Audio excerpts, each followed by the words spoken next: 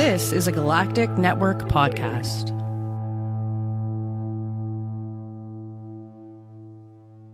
The Podcast of Terror is a great podcast. It's covering movies that are not for children, and thus this podcast is not for children. The hosts are two adults who will use bad words from time to time. They'll also spoil movies if that's not your thing. So if you don't like spoilers and you don't want to hear some dirty language or some dirty references to dirty parts of your body, then please, please, please wash your body parts better and do not listen to this show. If you can handle it, and I hope you can because there's a great podcast coming up, then please proceed with Podcast of Terror. Burn and fire, burn the fire. Burn and fire, burn the fire. Welcome to episode 137 of the Podcast Terror production of the Galactic Network. For more on this podcast, including show notes, contact information, and subscription links, go to gncast.com/pod. I'm your host, Matt Stein. Corey's still not back. It's his birthday. If you're listening to this the day it comes out, you're 2 days late. Go wish Corey a happy birthday. He deserves it. He was getting settled in Michigan. I believe he'll be back in about 2 weeks. That's what we're going for, at least. But we'll find out when it gets a little closer. This week, Jack Picone, host of Worst Episode Ever, 90s Percentile, who every one of you should know by now is coming back to help out. He's also bringing a friend of his, Joey Pomatto, who does Facebook movie recaps, does short little Twitter recaps under the 240 characters. He's a movie buff, and he's a Jack Picone proclaimed, quote-unquote, great guy. Be quiet unless there's, a fire close by. It echoes. If you can't hear my neighborhood right now, which is insanely loud, then you should be fine. Okay. Yeah, it's not a big deal. You'll randomly hear gotta my dog bark, and then my wife yell at him. I gotta send you some pictures and videos, Matt. Johnny's view. He just moved into a different apartment in the same building. It's. I mean, both apartments had amazing views, but it's something else. Yeah, we're happy here, and if we had started at 7, I mean, maybe the sound wouldn't have picked it up, but there were fireworks for some reason tonight. Couldn't think of a reason. Maybe it's a Columbus thing, or I don't know if that you would think tomorrow, right, for the parade. Yeah, maybe. You don't know of any way to zoom in on the camera, right? No. Me or either of you. This is killing me. You'd have to do it on your camera. Like, you'd have to open the camera app on your computer. You can't do it through Hangouts. Oh, yeah. All right. But I really like seeing your stack of laundry. Not laundry. That's where I keep my clothes. I have nowhere else to put it.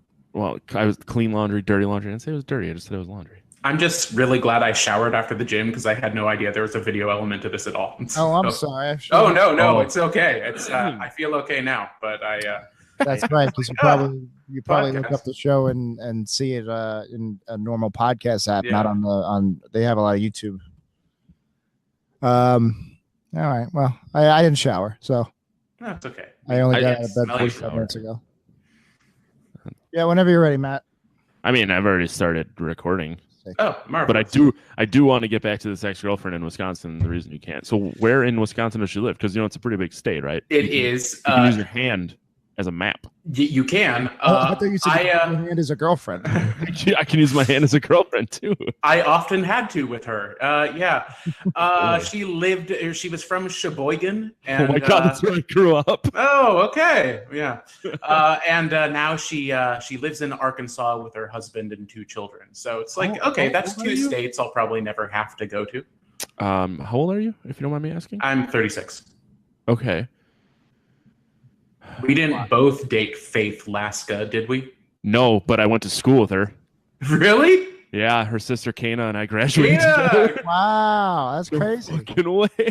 Kana, and then what was the and Bethany, right? Bethany was the my one brother's age. Yeah. I was so much, but it was like, what's her name? But wow. Oh, my wife is really enjoying this conversation too. She is giving me a death glare from afar. No, I think I think she's okay. I think she's going to retire to the bathtub momentarily. But that's crazy. What a crazy coincidence. Not only that, I don't know if you knew this, Johnny. On top of coincidences, I fucked Matt's mom. Oh, Jesus, Jack. That was nice of her. Yeah, no, it's a small world. Well, she was trying to give back to those in need. She figured that Jack was needy. Begging is not below me. Hey man, do what you gotta do. I'm just texting one of my buddies from high school because he also knew. The Laskas. Yeah. Some dark history in that family that I discovered a little late.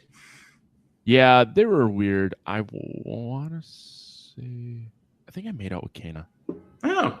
I don't remember. Well, we're not sending her the link. Yes. Please not. I'm not even Facebook friends with her. I have no. So obviously she went to Sheboygan Lutheran, and I was like the black sheep. My senior year, I did not take part in the musical because I couldn't because I had tickets for Slayer on the Saturday night of the performance. Oh man! So if you go to a private school, they don't take too kindly you to being like, yeah, I'm gonna go see Slayer. Yeah. I skipped my senior prom to go to The Producers on Broadway. It was a big deal at the time. But there's nothing wrong with that. It's I had attended senior prom as a freshman, sophomore, and junior, so I was like, I think I got the gist of it. Got the gist, yeah. Yeah, we don't need your senior prom dick swinging, Johnny. Yeah. Oh, okay. Yeah. I didn't know that, but I think it was like a statement. And then my prom date had the limo driver drop her off at another guy's house, so it's fine. I was dateless for the senior prom, or would have been my senior prom anyway. So I think I was spared some shame and humiliation. Yeah, no, high school, just horrible time. Pretty much. I just actually got an alumni letter today in the mail. Well, not today, yesterday, asking for money. They're very big on fundraising, my school. So I just went. Mine as well. I just got a text message like asking for money. It's like, oh, this is new. It used to be something I could find in the mailbox, instantly throw away. But yeah, it's like, okay, how did you find me? Your high school has finally entered the 2008 era. I guess so. So I was in band. And Jack obviously knows I played drums and have for a very long time. So when I got out of high school, my high school had the same drum set like from years before I was there until years after I was there. So I was getting a new drum set and I offered to donate my old one to the school, and they were just like, I don't know what we'd do with it. Like, this thing's like fucking 3 years old. It's in pristine condition, but you'd rather use that pile of dog shit. And like someone finally was like, well, why are we not just taking it? It was like a $3,000 drum set. Yeah. Like how, like they beg you for money, but you try and give them something and they fucking turn you down. Yeah, that's not what they want. Yeah. Like, come on. Cash only. I hate everyone. Not you, Jack Picone. Are we is this the show? Are you gonna do an intro? I can't remember. I mean, I was getting to that kind of. Okay, no, I just want to make sure. Now you've ruined it, Jack. No, not at all. So what I started doing because of missing fun conversation generally when Jack is on, because we just start talking right away. I do all of like here's where you can find our podcast, and this is what it is. That's what I was. I wasn't sure if you'd done that. So and I missed that's it done. So now, Johnny, you have to tell people what you do and politely pronounce your last name, so I know if I said it wrong before or not. Oh, I didn't notice. My I didn't say it's you. I just recorded it, and you may or may not actually hear it. Gotcha. My name is Johnny Pomatto, and I'm a sometimes actor, writer, and occasional podcaster myself, though I'm kind of in between right now.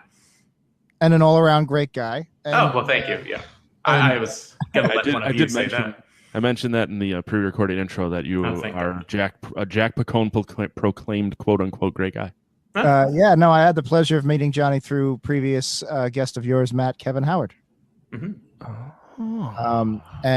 So I want to say only just maybe this summer I started following Johnny more closely on social media, and he does this on Twitter and also Facebook. I'm guessing you guys had the same problem with me where they got unlinked permanently. Oh yes, that's really frustrating. But anyway, copying and paste. Yeah, but he does these whatever Twitter is, 240 characters, whatever, succinct reviews of God. So what is it? 2-3 films a day? Well, it's every film that I see. So right, I catalog every film. So I'm up to I think 560 something right now. Yeah, and it's great because the quantity. He's always seeing something, and just the succinct, like you get pretty much everything you need to know in a single tweet. It's fantastic. It's like micro blogging, but micro film reviews. Yeah, it's what I go for. I do expand a little in the Facebook forum when I have to. I've been at a New York Film Festival all week, so I've been trying to get a little more in depth on that because this is the first year I'm attending it where I'm not blogging or podcasting or anything in regards to that. I finally saw Jurassic World. Oh yeah, the first one. Yeah. Okay. I had a conversation. Two of the guys in my band came over last night to watch the McGregor Khabib fight. Mhm. I didn't know. I don't know if you watch UFC. I didn't know Jack had any inkling of what UFC was until he randomly texted me when the Black Beast was talking about how his nuts was hot. Mhm. No, I don't know I knew that the McGregor fight was imminent, but that was last night. I didn't hear a word. Yeah. So there was Jack froze. That's why he hasn't moved in a while. Oh. But hopefully he comes back soon. Anyways, there was the heavyweight fight, and one of the guys, his nickname is the Black Beast. Not racist. That's what we called him.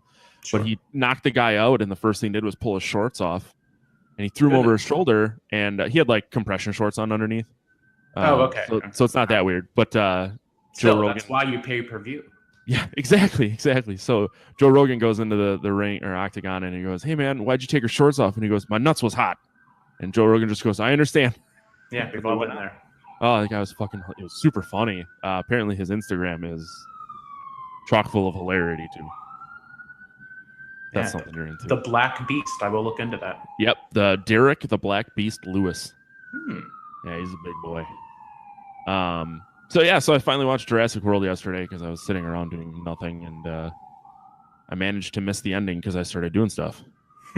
Well, I don't want to spoil it for you, but it really sucks. Oh yeah. I I didn't. I really only watched it so that I could watch the second one, and I really only did that just because, like, I feel like I should be watching more movies. Yeah. Certain kinds of movies, I would say that we can all afford to skip any subsequent Jurassic sequels at this point on. Ah, damn it.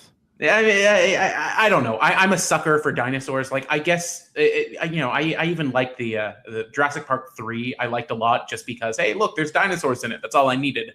But it's these new ones who, I don't know, man. I think we got a little overzealous with that Chris Pratt guy.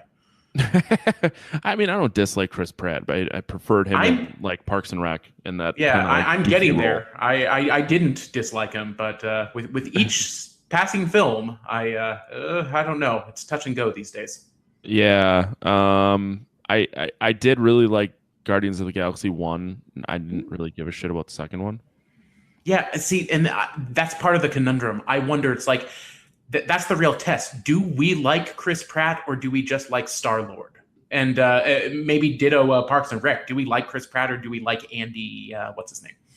That's all I know is Andy. Yeah, exactly. I'm sure he has a last name, but who really cares? Yeah. Similar with like Deadpool and Ryan Reynolds. Like, do we just like Deadpool, or was Ryan Reynolds like the perfect person for that? I don't know. It's a little 6 of 1. Yeah, I mean he was especially suited to that, I suppose. I think I like the idea of Deadpool more than I like the actual details in it all. That's a really interesting way to look at something. And someone who watches far more movies than I do, it's like, was Keanu Reeves really good at playing Neo, or was just Neo a well-written character? Well, I don't know. Maybe I'm the wrong person to ask because I am not a big Matrix fan. So I haven't seen him in a really long time. I was just thinking of like a monster movie and a very one-dimensional actor. Like, I think Keanu Reeves is not a great actor, but I really like him in Bill and Ted's and Parenthood. He's great, and he plays a certain role very well. And these days, I think he's playing John Wick very well, just because it's such a minimalist character. He doesn't have to do much to make that work.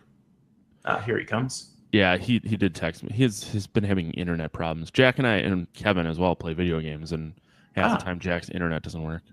PUBG, eh? Yeah, that's how I met Kevin and Jeff. I don't know if you've met Jeff yet. I may have. I just assume that you guys are all buddies and you all hang out because if I lived 10 miles from everyone I knew, I would hang out with them all the time too. You'd think that would happen more. Yes, Kevin is gradually introducing me to all of his friends, and I'll get through all of them eventually. Yeah. Yeah, I'm sure there's some worth skipping. I literally, I know Jack, and I don't know anyone else that Kevin would know that you would know. But I just assume that all of you guys know, are film stars and actors. Oh, yes. Every time Jack's like, I know, like he had mentioned your name long before, obviously tonight, and it's just everyone he talks to seems to have this like awesome resume of watching movies and being a really cool person, and it's like, I live next to a cornfield. I mean, it's not the people. It's, well, maybe it is. I do try to surround myself by people I actually like, but it's also just living in the city. Yeah, and don't knock cornfield life. I mean, you probably have baseball ghosts next to you, right? Do they all come with that, or No, I think they were extra. Okay. So it's either that or water-fearing aliens. Okay, I've exhausted my. Yet. Ooh, okay, yeah. No, I've seen the movie. The movie. Okay, I didn't spoil the. Okay. No, Yeah. God, you did not spoil. You only see like a little ankle here and there passing through. Yeah. I live like outside of Appleton, like northwest of Appleton. But like I still have friends who live in Milwaukee. So like I have band practice in Burlington. I'm assuming you know a lot about the state of Wisconsin. Not at all. It's down by Milwaukee. Cheese, I hear. There's cheese there. Cheese. I ate cheese probably 3 times today. Yeah, you have to, right? Yeah, it's a staple. I brush my teeth with Cheese Whiz. Yeah. That sounds amazing. Really rough on toothbrushes. I got this one pizzeria by me on Seamless that makes the best goddamn potato and peppers and eggs sandwich. Ooh. So I had that for breakfast and lunch, and it was loaded with like a ball of mozzarella. It was amazing.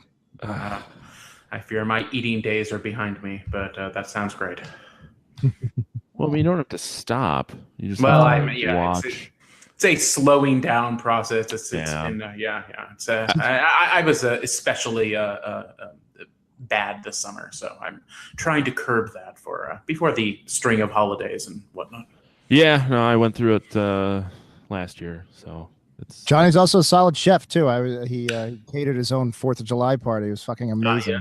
Yes. We've been mean to have you and the kids over again soon, and because we were able to start on the later side tonight, I was able to cook dinner for Robin, which there you go. Greatly appreciated. We preemptively made up for the ex-girlfriend talk. Exactly, yeah, and this is my first night home in like 11 days, something like that, 12 days, and I'm spending it with you. Yeah, it's just. Robin's been understanding that I've just been at the festival every night at various screenings. Yeah, my wife, I'm in the middle of a lot of, like, tomorrow I fly to Nashville for the week for work, and 2 weeks ago I was in Vegas, and last weekend I was out of town, and like I get back on Thursday, and then Saturday I'm gone. She's gone. Monday night I think I'm home. Tuesday night is Metallica. Wednesday is something. Thursday is something. Friday I have a show, and then Saturday I'm supposed to go to Iowa. Wow. So I'm sure she loves me a lot right now. I didn't get out of bed for the last 2 days. Oh, yes. How's your throat, sir? No, that was unrelated to the illness. Yeah, no, I just had nothing from to do. Sucking dick out in the alleyway. Oh, goodness. No, so I was out really late Friday karaoke. So that'll do it. So it felt a little sore on Saturday. I was like, I assume it was from that. And then when I woke up this morning, I was like, I'm sick. It sucks. And I've had this bad cough for about a month. I can't shake. So I don't know. I should go to a doctor. It might be the LaCroix I'm drinking here. Oh. I don't know if you heard apparently it has cockroach poison in it. I did hear something like that. Robin just goes through those things daily. And I've always had a Soylent Green-esque fear of them. Like I was waiting for the other shoe to drop. Yeah, I mean, I do 50-50. I do between this and Schweppes and Seagram's, but basically whatever's cheapest at the supermarket that Sunday. But exactly. I don't know. I was a little disappointed about it having cockroach poison in it, but I could maybe just spray it in my bathroom. I've had some slight issues with that lately. Put some LaCroix traps down. Yeah, exactly. Yeah. What the fuck? If you have cockroaches in your bathroom, you should move. No, Well, that's every apartment in the city.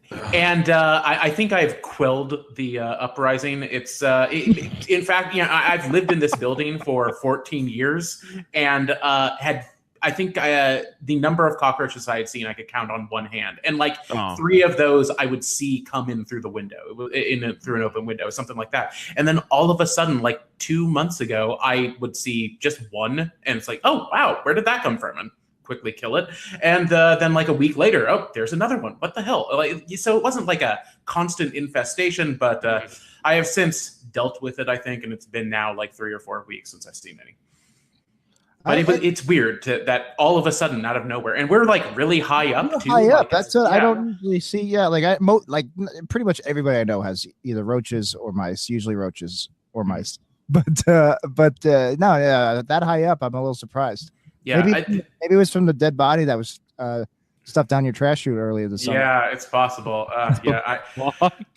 That made I think semi-national news. I remember reading about it. Yeah, one day I got home and you heard some yells coming from the trash. Yeah, well, I'm sure somebody else will deal with that. Yeah, all these fire trucks were in front of the building, like 10 of them. This was crazy, and I like look up at the really tall building, and I'm like, I don't see smoke anywhere. And I go inside; they're letting people in. I ask them at the front desk, like, everything okay? Is there a fire or something? They say, oh no, it's something else. It's something else. The doormen very cagey, very suspicious behavior, and I go home, we sit down, have dinner, watch a movie, I don't know, put it out of my mind, and then like I turn on the news and it's the first story and it's like, oh yes, a body found in a trash compactor, and it's like, oh my god, this is it. And then instantly we're like doing research, and I'm still I'm kind of buddying up to one of my doormen, and I'm waiting for the perfect opportunity to say, like,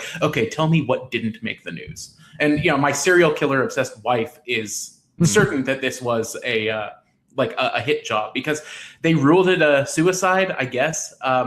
She supposedly just walked out of the elevator, opened it up, and jumped in, feet first. But then it came out that like her husband that she was in the process of separating from is like it wasn't waste management, but it was like another euphemism. It was something enough like that it makes you go like, What, domestic sanitation? Yeah, it was. It was something. It was like a qualifier with construction on the end of it, but it was like, he's in cement, all right. He's in concrete.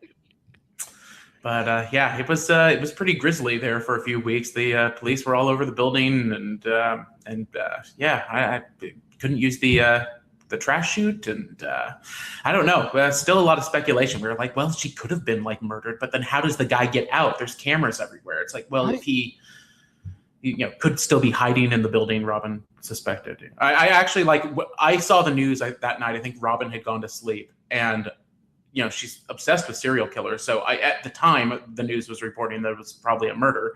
And so I wrestled her and said, Robin, wake up. It's Christmas morning. Everything you've always wanted is coming true.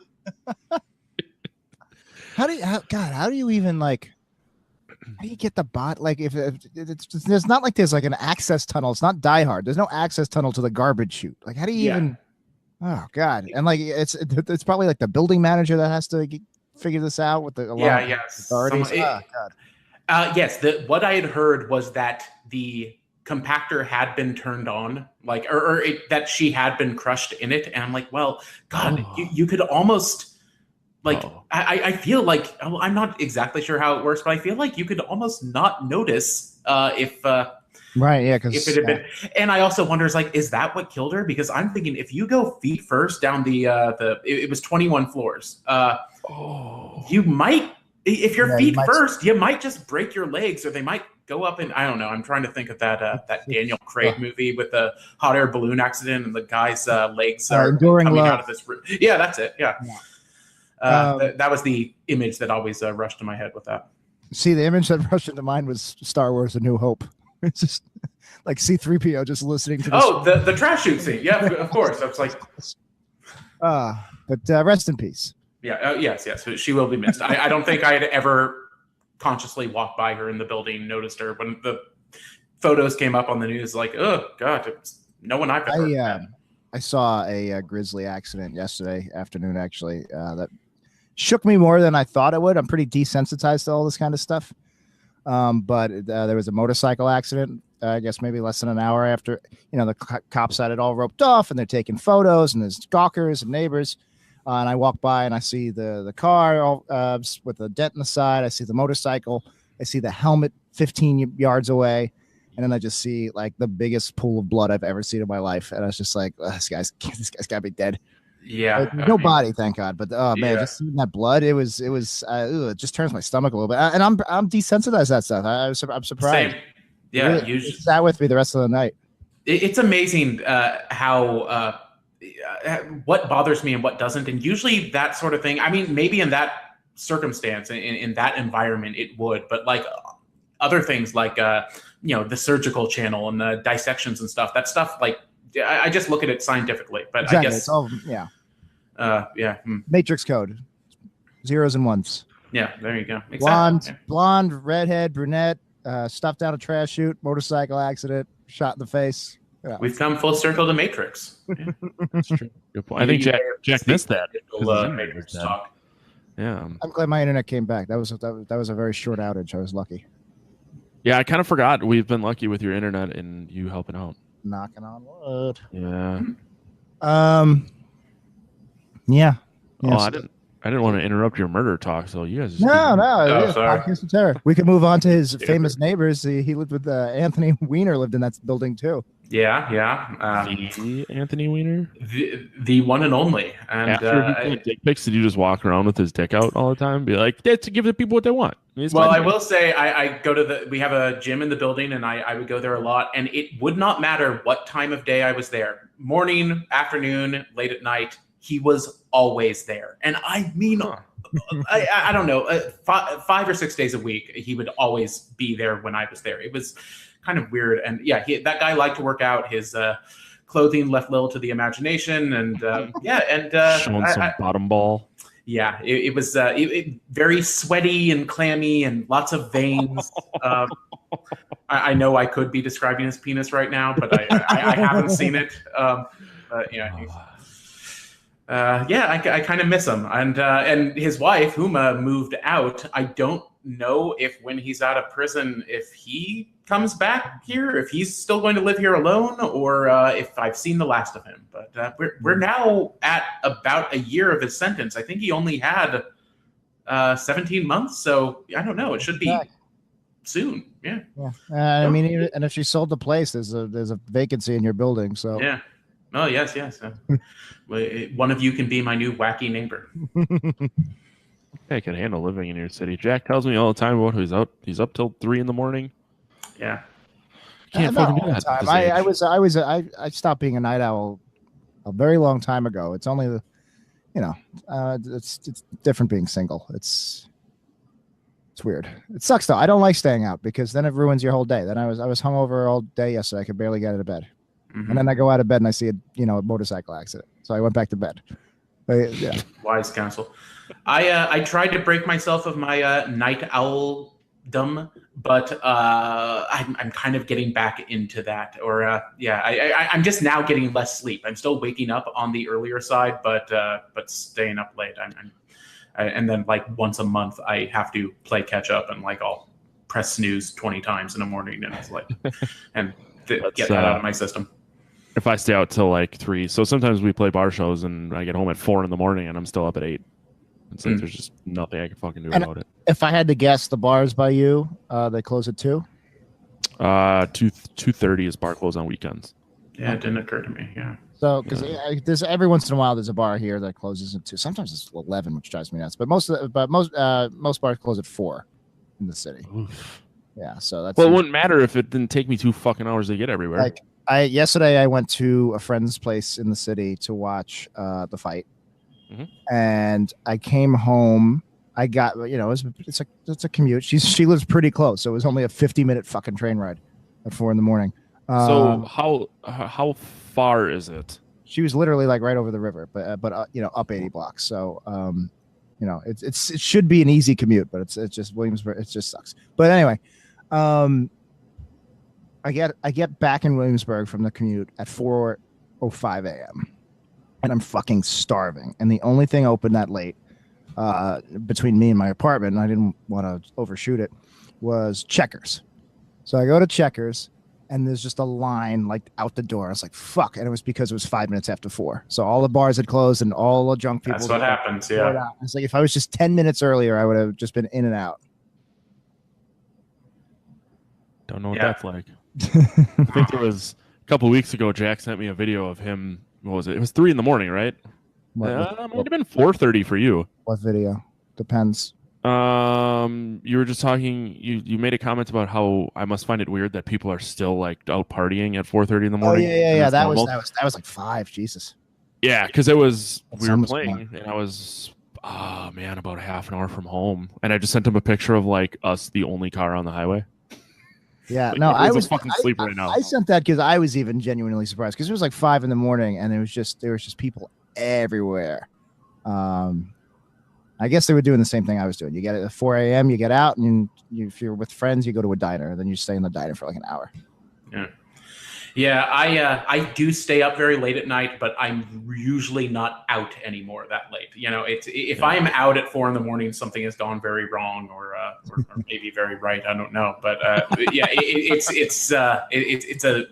I've outgrown that. I find like it's just full of kids and they're just everywhere. Everybody under the age of 30 just looks like they're 16 now. The Friday, my Friday night was an outlier. So if it had all the beats. It felt exactly like going out in college. It was weird. Thankfully, the people that were in the bar with me were my age or older, so I didn't feel like too much of a loser. But so, what karaoke songs did you sing? Oh yes. It's the end of the world as we know it. Ooh, that's a tough one, right? I mean, it's fast. It's very fast. And I can't believe how drunk I was. I didn't realize how drunk I was, and I forgot I had like 3-4 shots of whiskey at work before I. That's how you know. That's how it's a good night, when you accidentally get really drunk. You know what I mean? I really just I felt like, so I was like, oh, I'm a little drunk. I'm tipsy. This is nice. I didn't realize I was hammered. Like I did. You could tell in the video I sent you last night, Matt. I did Flagpole Sitta, which is becoming one of my go-tos. I did Sweet Caroline. I always like to do one that gets the whole bar singing along. Yeah. I think that might have been it. Not too much. I did Everlong. I met this guy at like 3 a.m, and I was like, I just decided, I was like, you're my new best friend, and we did a duo together. And he was like, what do you want to do? He's like, you want to do Everlong? I was like, fuck yeah! And we did Everlong. I never did Everlong before, and I fucking crushed it. Or at least I felt like I crushed it. I was so drunk. It was probably. Here's me doing Piano Man. Very, very drunk. This is like 4 a.m. This is like 3:30, right before they closed. I didn't pick it. Somebody else did, and they were putting the mic in my face.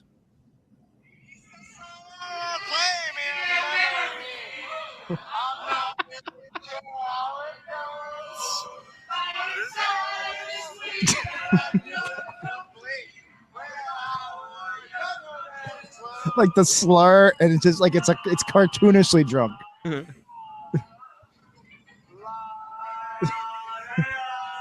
But everybody else was that wasted, so it really no, you blend right in.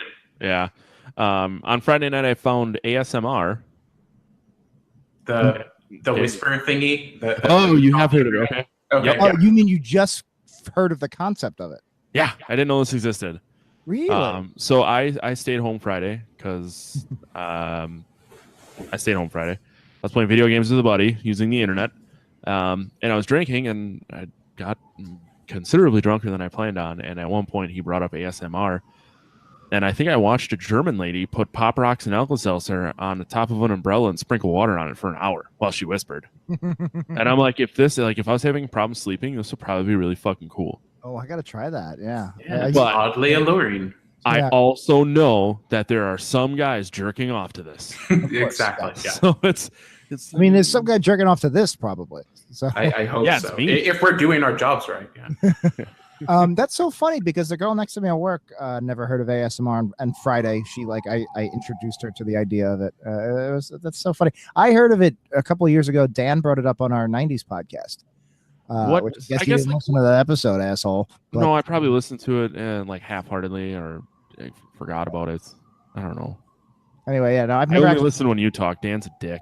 I've never listened to it though. I've never tried it. I guess like I want to know what the actual like the what's the point? Is the point to help people sleep? Is the point for it to be some strange fetish? Is the point? I think it's all of the above. Like Okay. your results may vary type thing. You either find it soothing, you find it annoying, or you find it sexual. And so I just Googled because I wanted to know what ASMR stood for. It's Autonomous Sensory Meridian Response. Second video that pops up is some chick with giant cans explaining ASMR.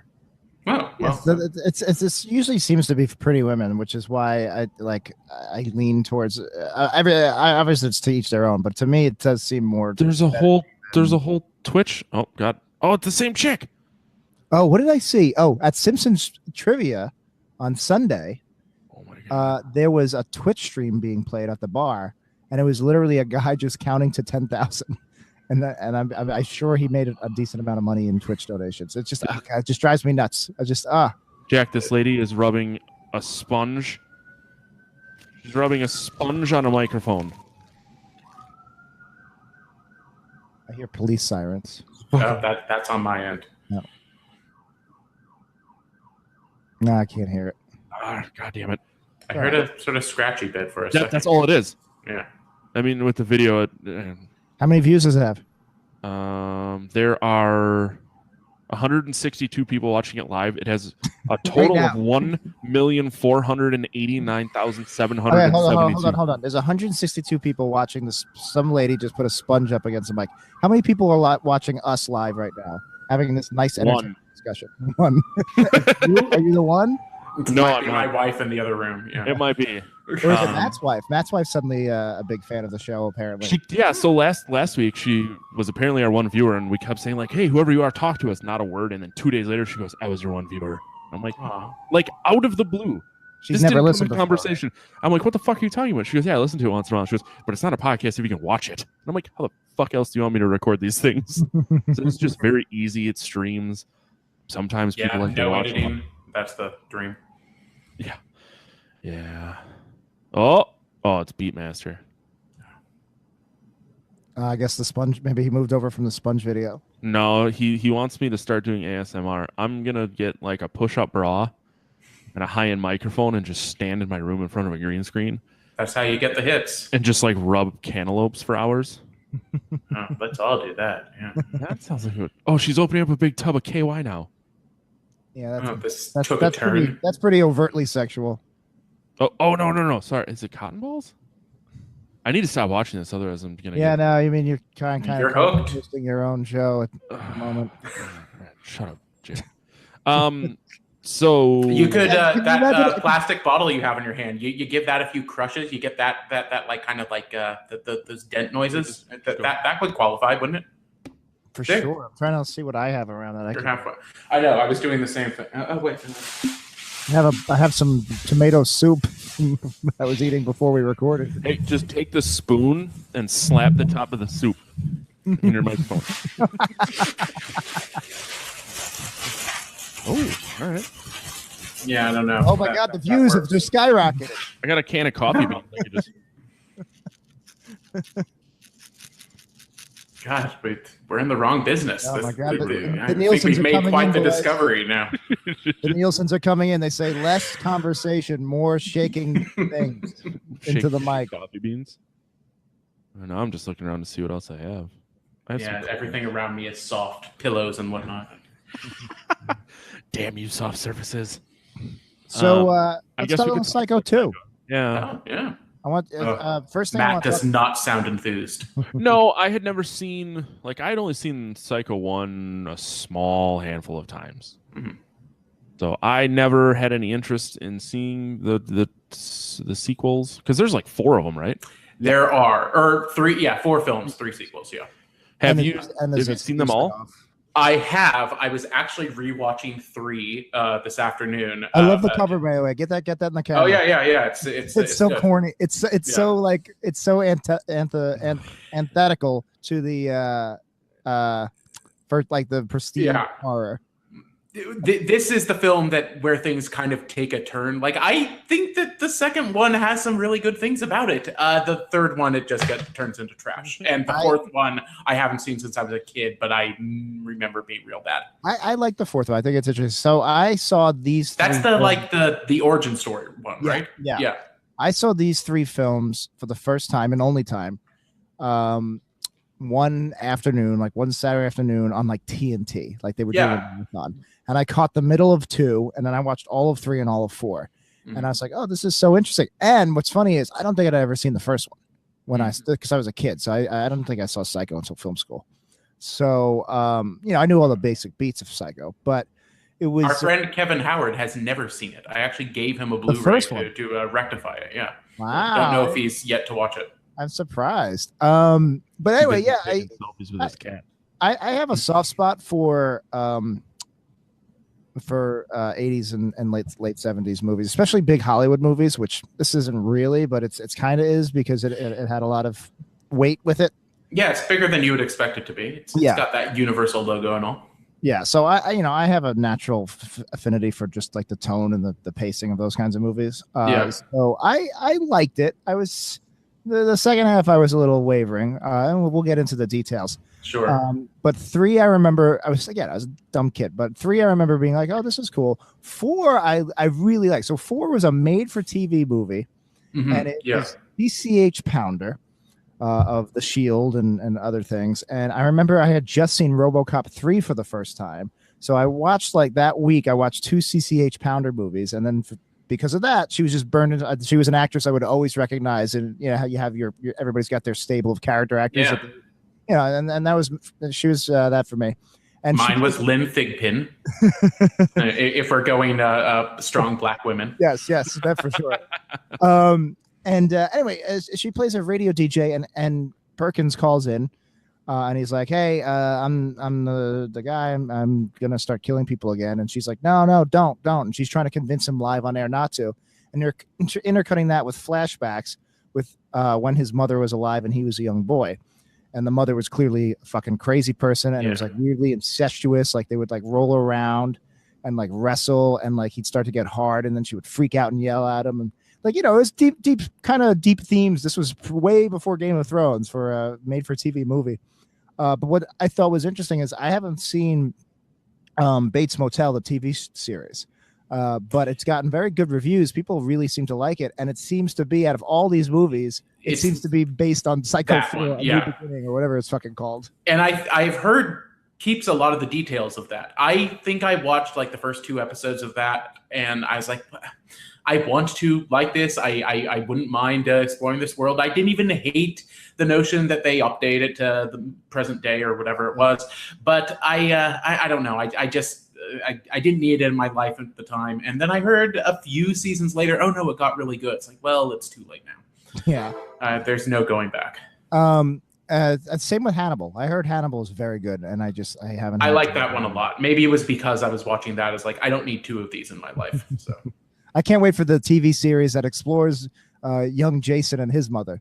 And, Didn't they try that once already? They made a Friday the 13th TV show, but it had nothing to do with Jason. Oh, you're right. Yeah. Oh, yeah. And I think they're remaking the anthology show. Or they tried to in the last couple of years. I thought they were talking about Nightmare on Elm Street. Oh, anyway, so I watched those 3 movies. 2 and 3 to me seem to be a little bit more similar than any of the other films in terms of pacing and stuff. Yeah, I mean, 3 is definitely a sequel to the second one. It tonally feels similar. I don't think it's quite as good. It's a little trashier. There's what you missed on TNT, Jack, is lots of nudity. And really? Okay. And I'm like, Anthony Perkins directed that, and like, Anthony, who are you trying to convince here? It's like I think he was out by that time, but no, he was. This is all over the place. He was straight because he was still straight. He was gay, and he had his first heterosexual experience at 39, and got married and had kids. One of the kids he plays young him in Psycho 2. That's right. And anyway, when he died, he was allegedly straight and married. Robin did tell me he went to conversion therapy. But like one of the not first to do it, but maybe one of the first high-profile people to declare that they had done it, and came out the other end and was a wild success. Although with his passing, maybe not a complete success. Yeah, exactly. He died of AIDS. So Yeah. But who knows?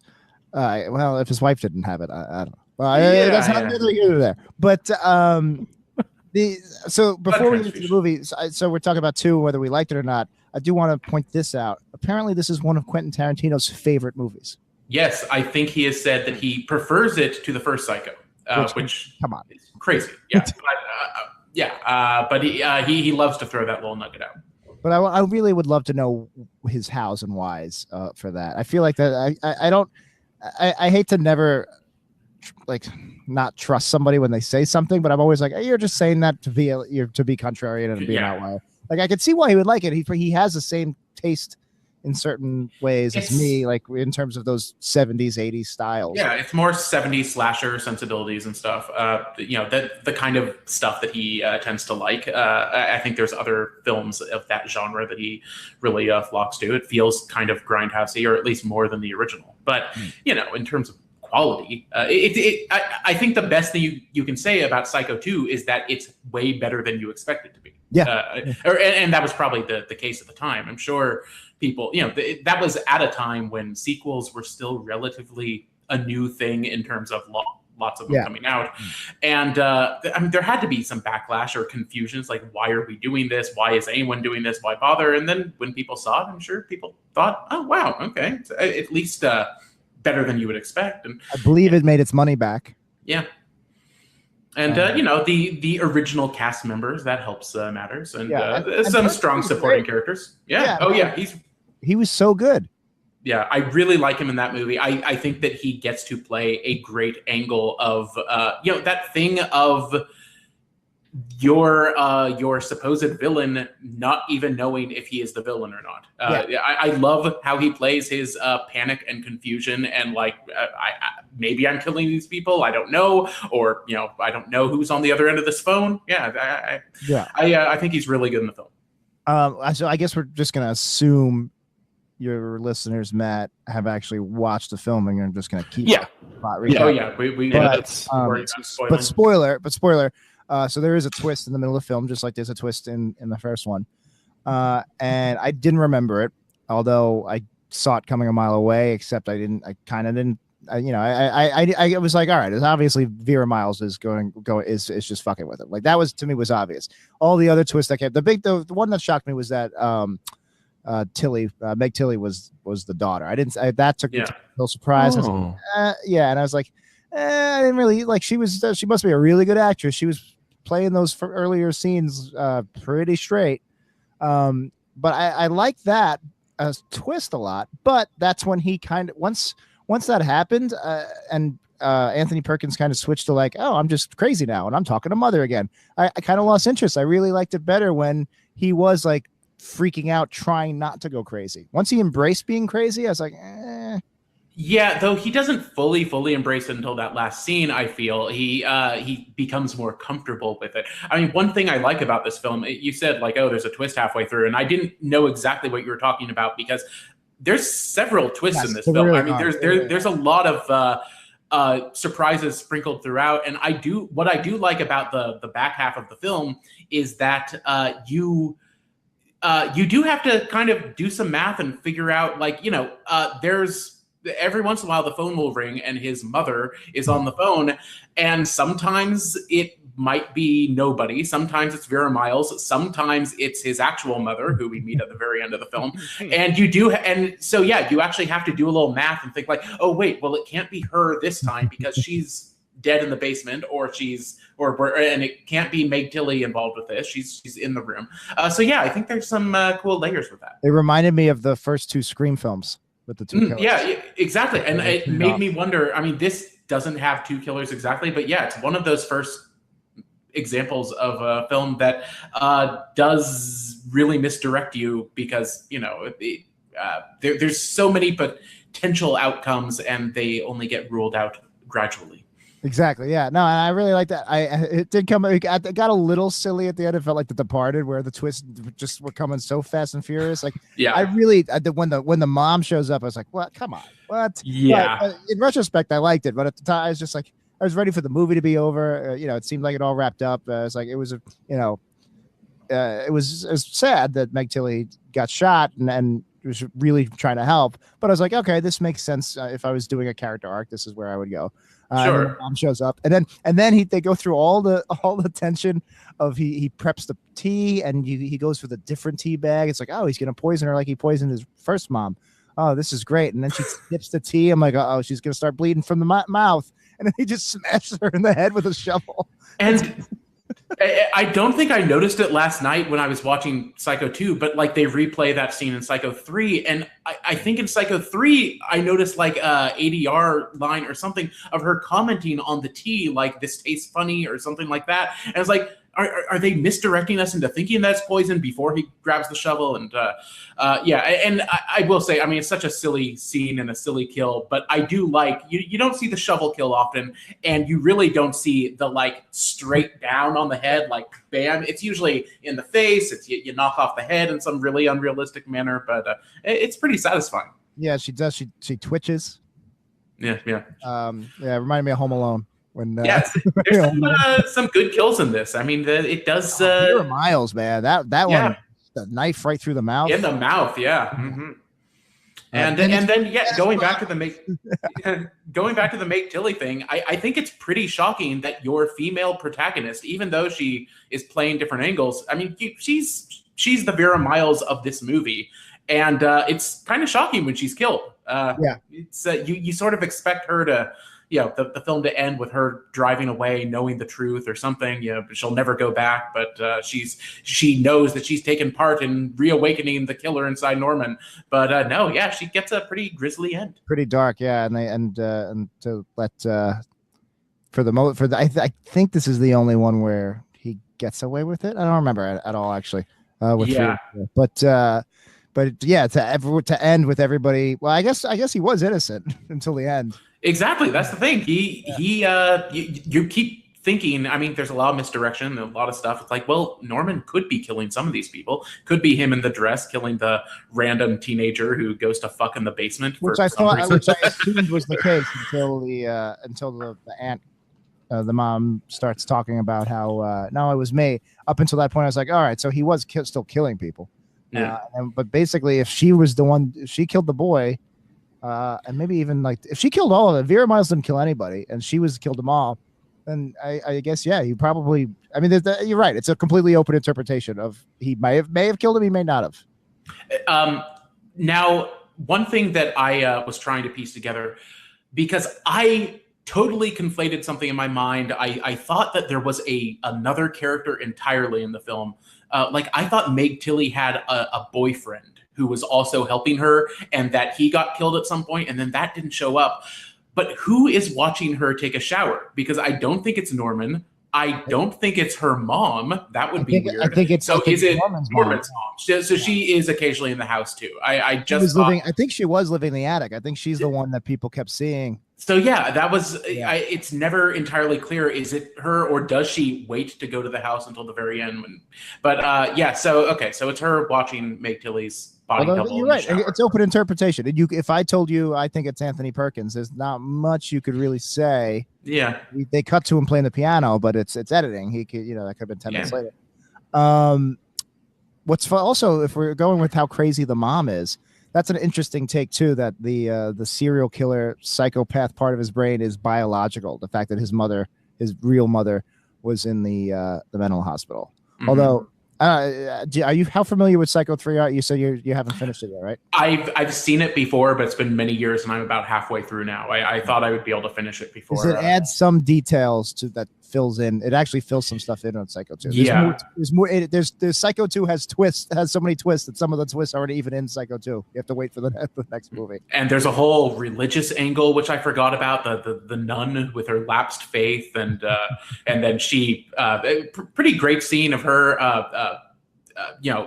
taking a bath and Norman in the dress going to murder her, and then sees that she's already slit her own wrists. So that stops him from completing the act. Yeah, it's a great scene. And then she's like dying, and she looks up, sees this woman in a dress holding a knife, and she imagines it's the Virgin Mary with a shiny silver cross. It's like, oh, this is pretty good.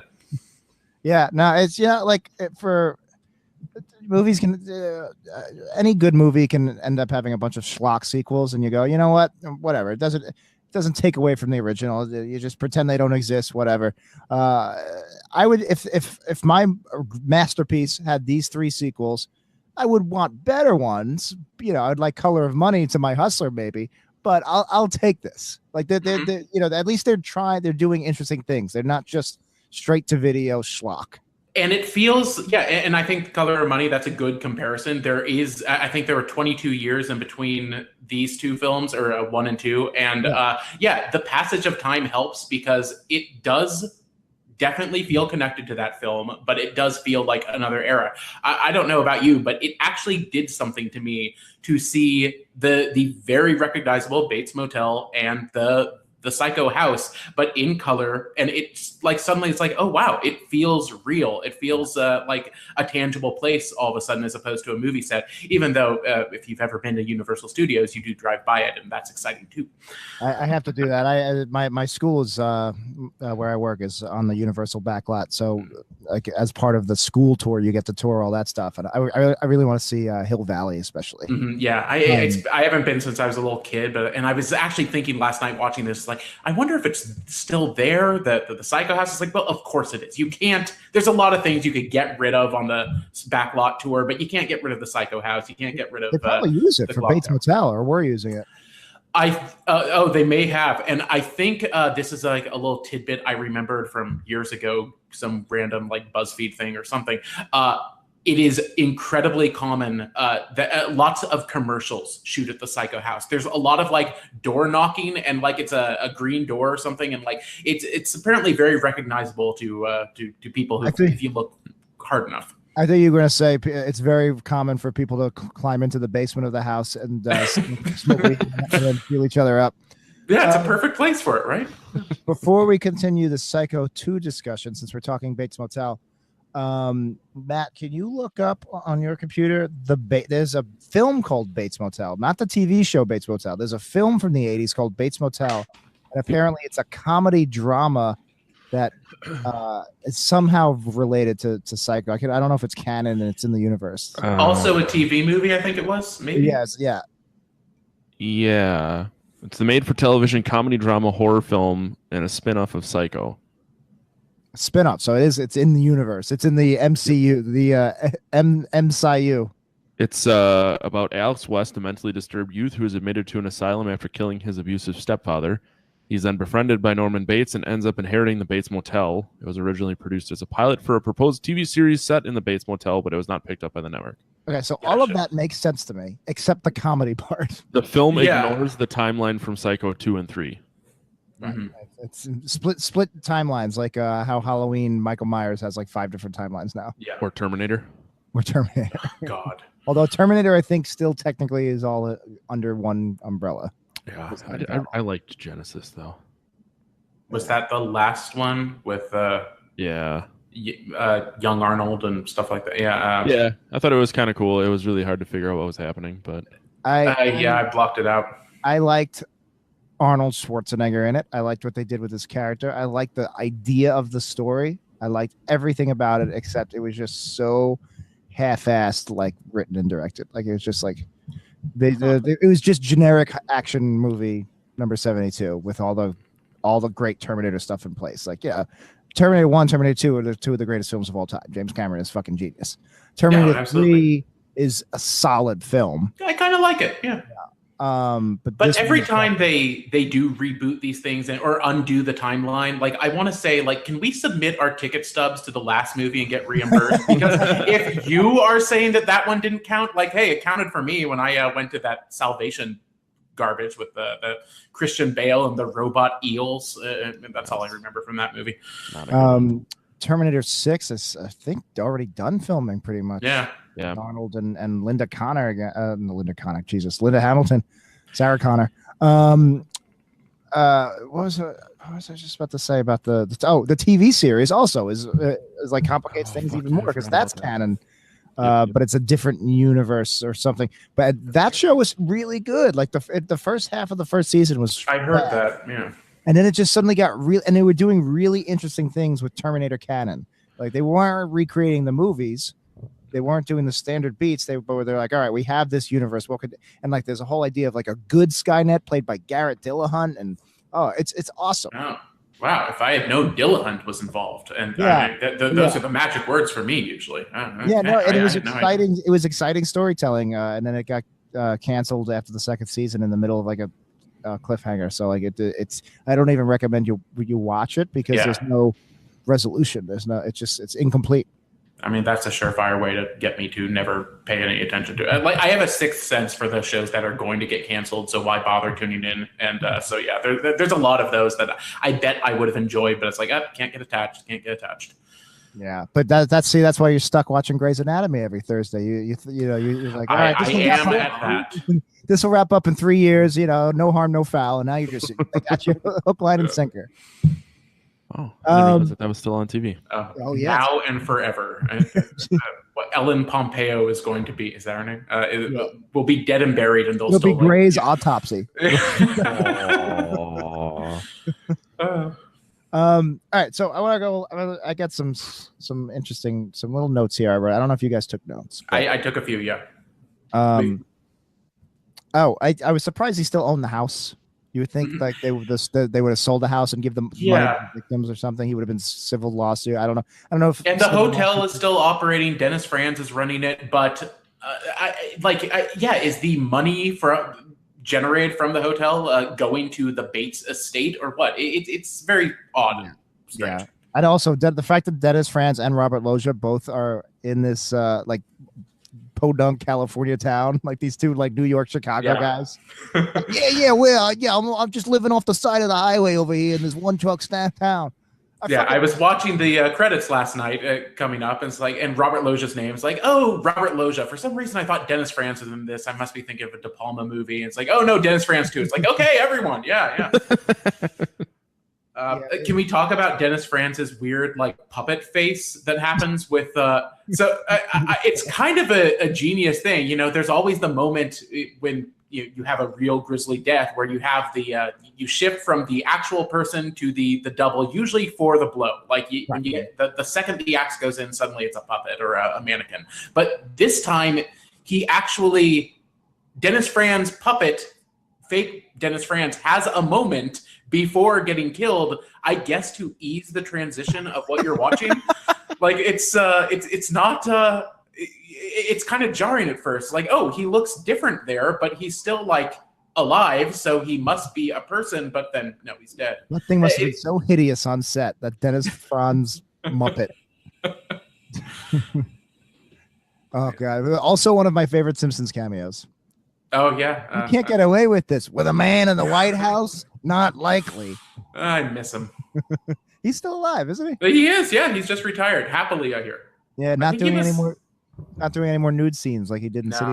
So many ass shots on that show. Yeah. All right. So yeah, Perkins was great. Vera Miles was great too. Yeah, she was game. That opening scene, I hooked me right in when she was like, how pissed off she was that they were letting him go. I was like, all right, I'm invested.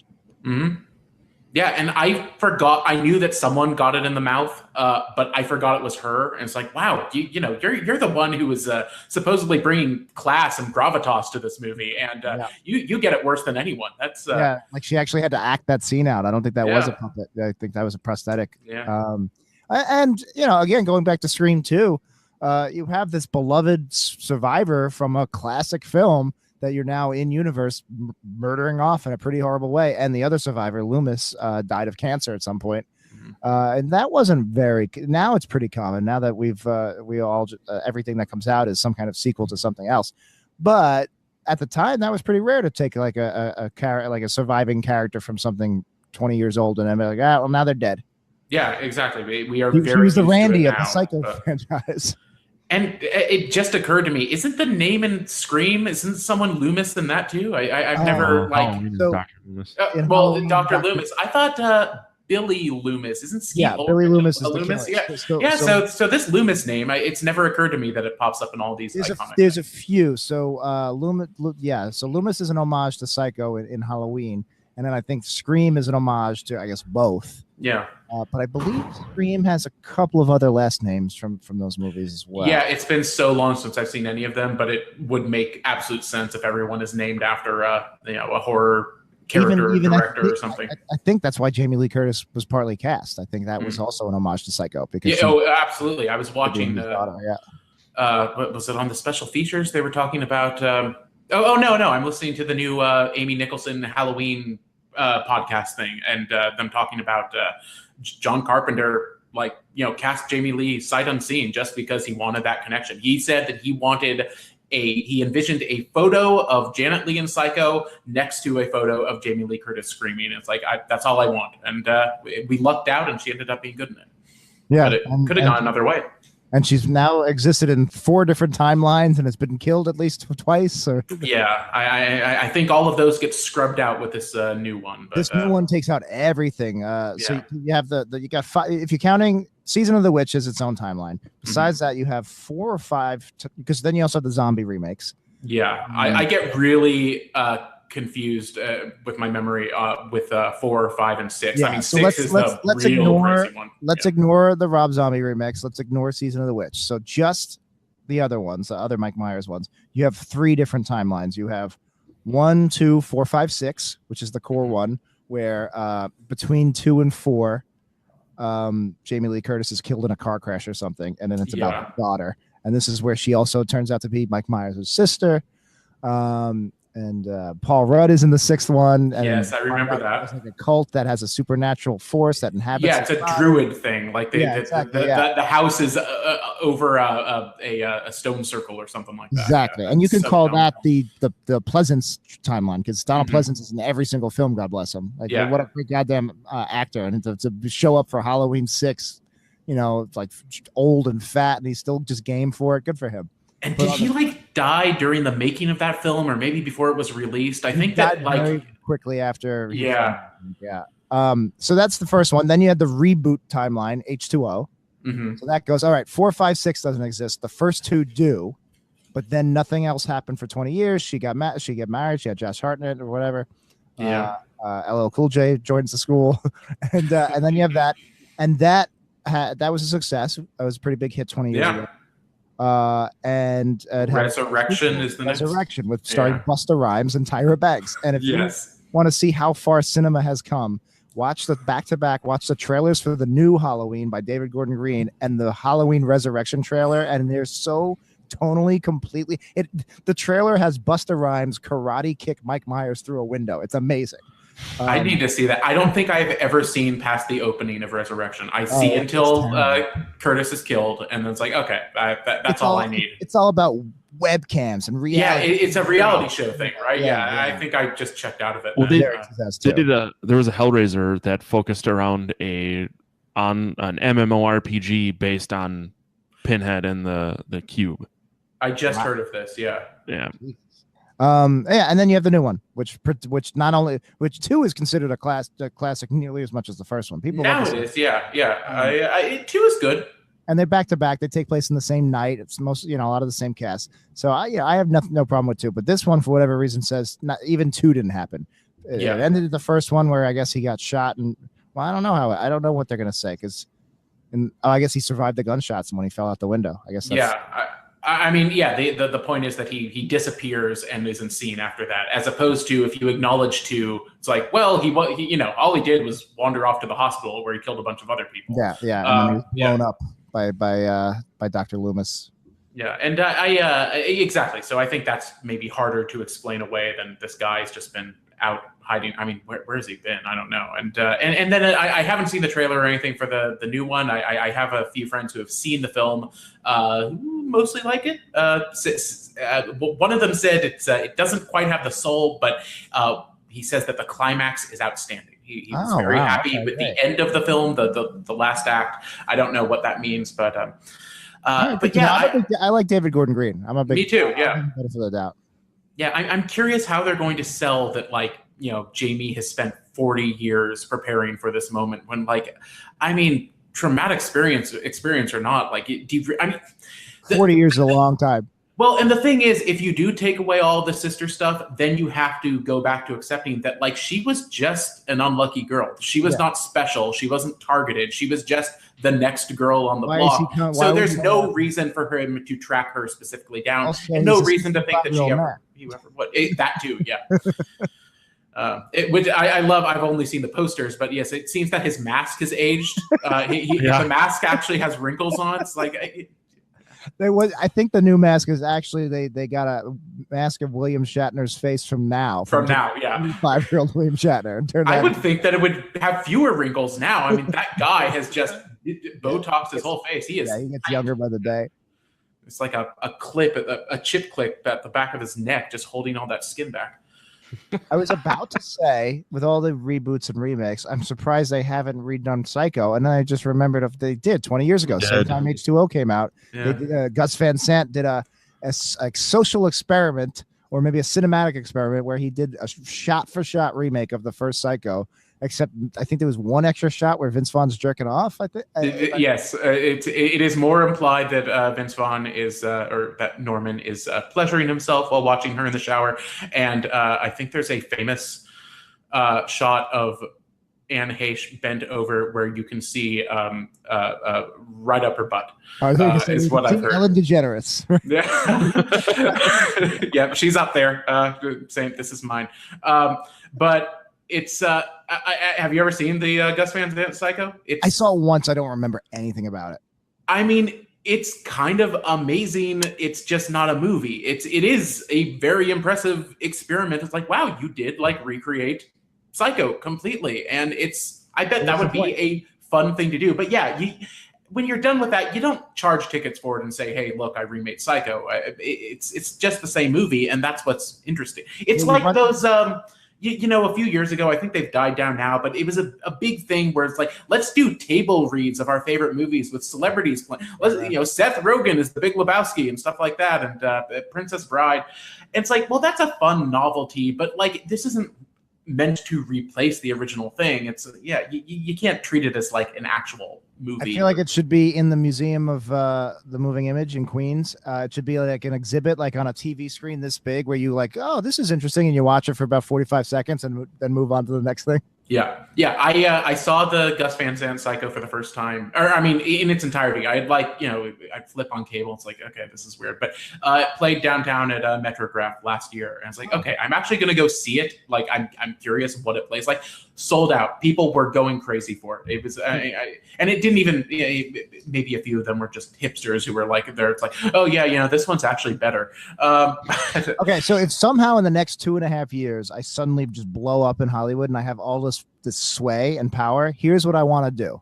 I want to do a shot-for-shot remake of Psycho 2 with Vince Vaughn, but I want to have it come out 23 years later. So we're 20 years out from the Psycho, so it would have to be in 3 years where we do a shot-for-shot remake 23 years later of Psycho 2. Then I feel like, all right, now you're getting some layers with this. I like this idea. And 3 years, I think Vince Vaughn will be out of prison by then. Isn't he in trouble for something or other? I don't know. Oh, is he? I think so. I know he was in brawl in Cell Block 99. Yeah. Oh, that's right. Yeah. Oh, yeah. That was kind of a good one. That's like kind of quasi horror. That ends with a puppet shot. That ends with a really gratuitous puppet shot. Yeah, it does. Yeah, that. I had heard how violent that movie was, and it is peppered throughout. But that last kill, it's like, oh my god, it's yeah. I had just gotten that out of my head, and then you reminded me. That's what we do here. Ooh. Remind you of fake murders. Remind you of real murders that happened in your building. Yeah. I had just blocked that out as well. Like everything was suddenly okay, but not anymore. Even though compared to today, this is a relatively slow movie, I do appreciate that it does move at a pretty the mother voiceover starts popping up in his head, like pretty much as soon as Robert Lozier leaves him alone in the house for the first. So I was really happy because I could see another, writer, director doing like the 45, 50-minute slow build. And I like slow builds in my movies, but only if they're done well. I don't want to waste time. Yeah, I mean, I clocked it that it's like 40 minutes into the movie when Dennis Franz is killed, and then like no one else dies for another 15 minutes. Like it does take its time, but like it's they do a good job of building to that. Like it's not boring. It's not like, let me lean on the fast forward button to get to the blood. Right. It builds tension and effectively. I loved seeing. I really did. Like, my favorite parts of the film was him trying to be straight, like him going to the diner and washing dishes like in a suit. Yeah, you're rooting for him. That's the thing. Like, he is the victim of this movie until he's not. And he's great in it. Without him, or even if he just totally phoned it in, it wouldn't have worked as well. But yeah, he is. I won't say as good as he is in the original, but he is truly playing the same character from the original. Yeah. He is not like, okay, whatever, this is now a money grab. No, it feels like an actual sequel to that movie, which I didn't think that they'd be able to pull off. I'm curious to revisit 3 now, knowing he directed. I wonder. It seems like he had a lot of creative control in this one too, in terms of the character. But I wonder if you're given full control of the character by directing it. I wonder if he would. Because then you find out really it's not just the writer, but how it's written or produced. Now you're finding out what he personally thinks the character is, and he is just 100% able to do that. I wonder if that's why it's kitschier. I don't know. What was I gonna say? There's something I wanted to say that based on what you just said about rooting for him. I lost it. You can't hold on to any thoughts anymore. Well, I will say that is the one thing that initially disappointed me about 3 at first, and I will finish it when we're done with this tonight because I can't not. But I was bummed that it doesn't open with him. Like, the film, the second one ends and he is standing at the hotel and like, I am now the owner. I am now the manager of this hotel again, and we are open for business. And I lamented that he is not really the protagonist of the third film. He is back to being the other, it begins with this woman who eventually shows up at the hotel and meets him, as opposed to him waiting for his victims to arrive. Because I really enjoy being, behind his shoulder for the whole film of this spends a lot more time in the actual house. Because I remember even thinking, well, you said it was so cool to see Bates Motel in color. I remember when she's in the bathroom, Meg Tilly, and the wallpaper looks like that Garden State wallpaper that Zach Braff uses. And I was like, I never thought that the black and white where Janet Leigh gets killed. I was like, looks so different. Then I remembered, no, she's killed in the actual motel. She's in the room, like the motel room. So this isn't the same room. So I was wrong. But then I was like, oh wait, but yeah, a lot of that movie takes place like in the motel, and this one really, besides like the mom, the room with the mother, the corpse, and the stairwell. There's a lot of Bates Motel is so iconic, but the name Bates Motel. But this is really about that, the house. This is about exactly, and I did sort of lament a little. It's like, oh, you really don't spend any time in that hotel. Like it's really just that office and Dennis Franz. I thought I had remembered there being a scene in one of the rooms, and I guess I must be thinking of the sequels or the 3 or 4, because in my memory there were other characters, and like I could have sworn there was a boyfriend character and that someone was in one of those showers at some point, but I mean she did have the fake boyfriend that she was fighting with on the phone, but I could have. Sorry, no, I remember what I was going to say because you were talking about how really the movie hinges on Perkins' performance. It was originally going to be a made-for-TV movie with a smaller budget because Perkins didn't want to do it. And then when he finally said he would do it, they're like, you know what, let's do theatrical. But the rumor is that Christopher Walken was approached to take over the role. That could have been very interesting. Yeah. This is right after 1982 era. Yeah. He's like, he's fucking weirdo, and you could see it. Oh, absolutely. That era of Chris Walken, like he definitely has that thing. I mean, God, he was such a, he plays into it now, or at least 10 years ago, he was really doing that. But back then he was bizarre, not entirely on purpose. He was, he just had that he wasn't kind of strange air about it. Yeah, exactly. I think he was also offered Han Solo or audition for Han Solo. Or He did, yeah. The new one, the new young Solo he tried for. No, just kidding. Yeah. I can't imagine that? Alden Christopher Einrich doing Walken a Chris as Walken young impression. Solo. The Better last movie, maybe. I would think it probably would be. Solo is probably my least favorite Star Wars film. Yeah, Including maybe the same. In terms of, do I want to sit down and watch it? Yeah, I don't know. Nothing beats Attack of the Clones for me, I think, but it's down towards that dearth. Like Attack of the Clones is just a garbage movie, but I'll sit down and I'll put it on. I'll be like, all right, I'm watching it. But whereas Solo, I think I'd be bored. Yeah, I was bored on the first time. The last note I have, and it's another behind the scenes note, is apparently Meg Tilly didn't know Psycho was a big deal, which I find very hard to believe. She's like, oh, I didn't grow up with a TV. It's like, still. But so she says, she had parents. Yeah. So she said she thought Perkins was getting too much press while they were shooting. And compared to her and Vera Miles and the rest of the cast, she thought it was a little unbalanced, which is like, fuck you, leave the movie. But anyway, he overheard her say this. This is why I think maybe I didn't grow up with a TV is just an excuse to get out of it. But anyway, he was so mad he didn't talk to her the entire shoot. Ooh. Like they were not on speaking, and she wasn't really speaking with the director either. And I was so shocked to read this because she's pretty good in the movie and their chemistry is solid. Yeah, I agree. I used to, in my memory, think, oh, Meg Tilly, I mean, one of the reasons we never see her anymore, and she basically retired, is that she was a really bad actress, wasn't she? Like, she was not good. Big Chill and Valmont, like, I remember her not being good, but now when I revisit some of those roles, I'm like, I kind of like her in these. Like, I kind of miss her. And I think I just discovered last night, looking at, like, when she officially retired from acting, she was apparently in that Brad Pitt Army Netflix movie from last year, which I didn't see, but now I'm kind of curious. Like, wow, it was like her first film in over 20 years. I think it's streaming on something now. Allied. I saw it streaming on one of my. No. This is actual Netflix one. Hold on. Yeah, it was a straight to Netflix thing. It was like a big deal that Brad Pitt is doing a Netflix film. War Machine. War Machine. There you go. Thank you. I just assumed it was an Iron Man spinoff. Yes. Yeah. Terrence Howard. Is it me? Is it me again? We're doing the 4 timelines of War Machine now, like with Mike Myers. You could. So this new timeline it stops at Civil War. Nothing else. Oops, is that me? Oh, I don't no, know. it's Johnny. Oh, sorry.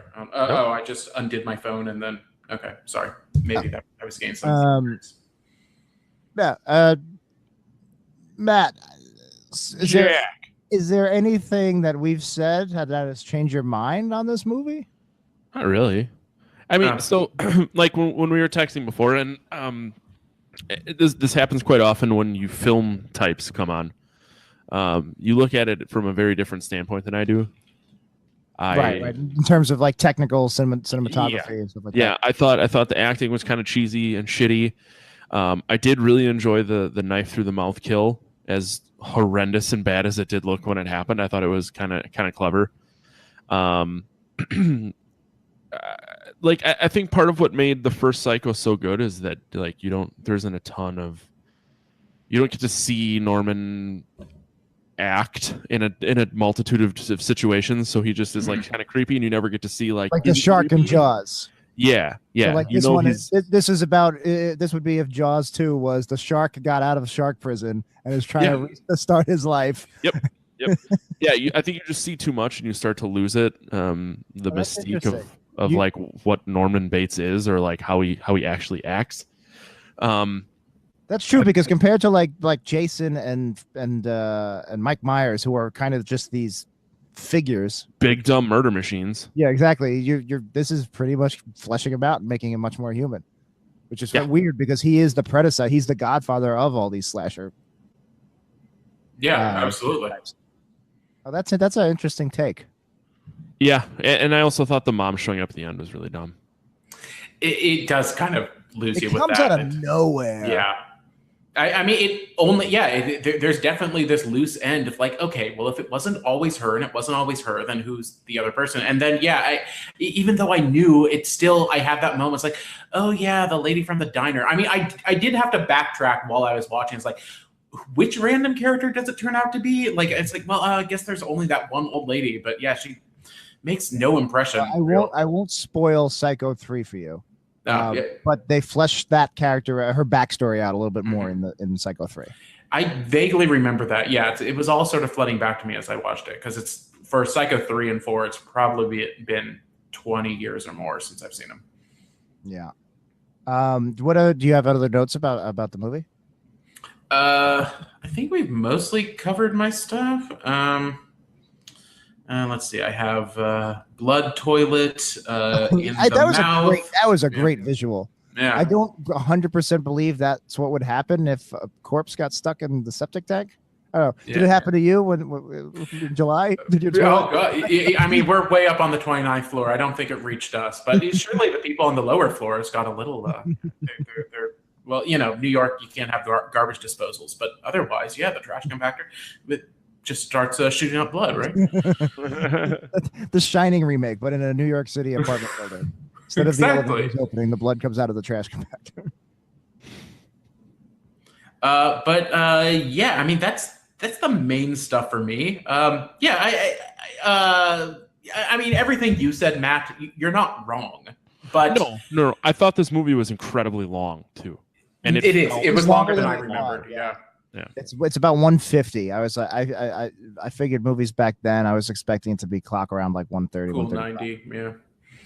But yeah, you're not wrong, but it's it does have that like I said before, I think it has the benefit of being better than you expect it to be. Given for years back when I was like a little kid, but I had seen Psycho because I don't know, I was introduced to it, but I was still afraid of horror movies in general. But I knew that a Psycho 2 existed. And to me, that was just a joke. It's like, what? How do you get Psycho 2? Like, you don't make cheesy sequels to good movies or to masterpieces or whatever you want to consider the original. But yeah, it's when you watch it, it's like, I don't know, it's fairly absorbing. Although now that I think about it, because I was wondering, the only backstory I read was they were thinking about doing the made-for-TV movie. Perkins wasn't aboard with Christopher Walken. I'm guessing maybe this is a direct response, because you would think, why now? Why 23 years? They don't really do sequels at this time. Is it because of Halloween and Freddy and not Freddy?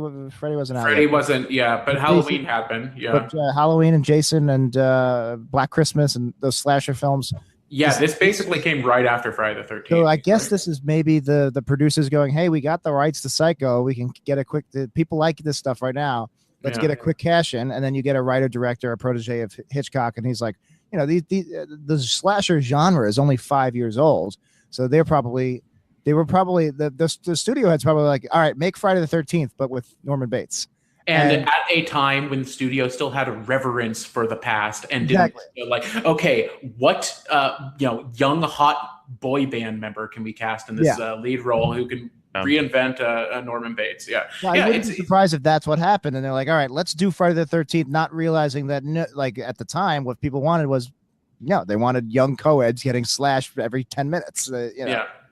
So they kind of lucked into actually getting a kind of isolated gem of a slower, well-acted art. It makes this film seem better on that front too. It's like, well, this is better than most the Friday or all the Friday the 13th movies and many of the Halloween sequels. And granted, we hadn't gone into terrible Halloween sequel territory yet by the time this came out, but yeah, this was an above average, it's about on par with something like Black Christmas.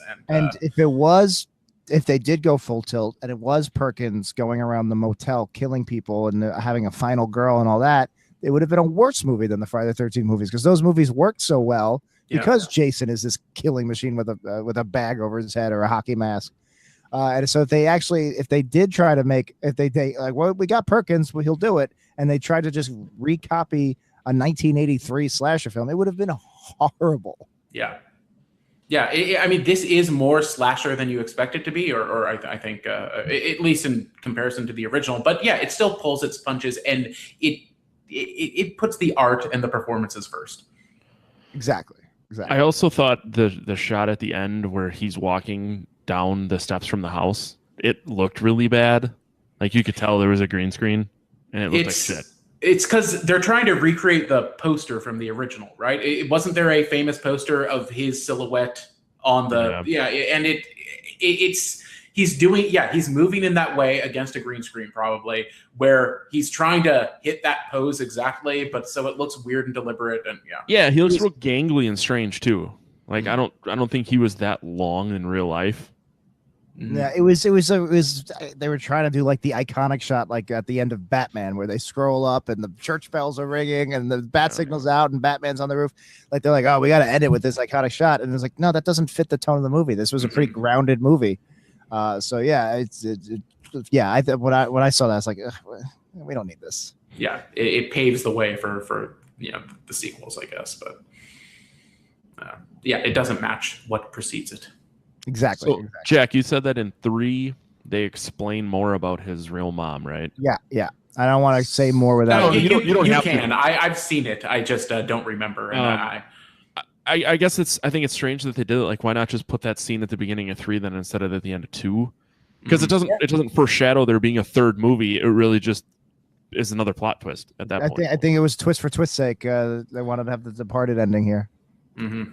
But to their credit, I really didn't see it coming. I thought the movie was pretty much over when he left the police station. It's like, oh, he got away with it, and he was innocent, but sucks for Meg Tilly. Yeah. I liked that there was a twist, even though if the twist itself was kind of dumb, eye rolling. But I don't know. It kind of worked for. I did think it was really funny. I was waiting for her to choke on the tea and just a shovel out of nowhere. Yeah, it's a wildly unnecessary but pretty great kill. It's silly, but it's still pretty great. The first time I think no, of course I had seen Psycho 2 by then, but I do remember. I guess it was the first time I'd seen it on the big screen. I went to Fantastic Fest years ago in Austin, which is like it's a genre festival, but mostly horror films. And one of the best things we went to was just a 2-hour block of like kills from like horror movies over the years, and that was one of them, and the audience went nuts for that one. Like crazy. Yeah, I would have loved to have watched that. It was so much fun, and it just made me think, it's like, oh my gosh, they should do this more often. Like this should be a thing. It's like a YouTube supercut, but you're watching exactly on a big screen with a bunch of people. That's amazing. Yeah, it was so much fun, and it made me. That was still, that was now 10, 11 years ago. And I was still not yet fully into horror films, because when I grew up, I was terrified of the notion of horror films. I was traumatized by VHS cover art. And then it wasn't until like years later where I actually started to watch these movies. Like, oh no, not only are these not really scary, but I really like them. And so, I think I discovered a few films that way. I had never seen Maniac, the original Maniac, and until I saw like they did an iconic kill from that. I don't think I've seen it. Yeah, that compilation. It's like, ooh, I kind of want to see this one now. And a few others.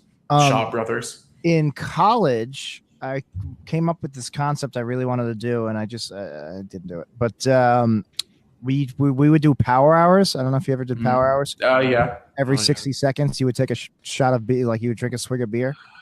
Only did one of those. Would you always stop at an hour, or would you keep going? I think the one time I did it, we did like 90 minutes. We would do pregame and then go out to clubs and bars and stuff. And I think there was songs maybe that people may have really. I don't know if I also came up with that idea. I don't think I did. I think there was already songs where like there was like 60-second songs, and at the end of the song you take a swig. There was she's like an Instagram personality, Ali Spagnola. She would tour with drinking songs, and she would do live shows and everything. It was similar to that. So this was 2000.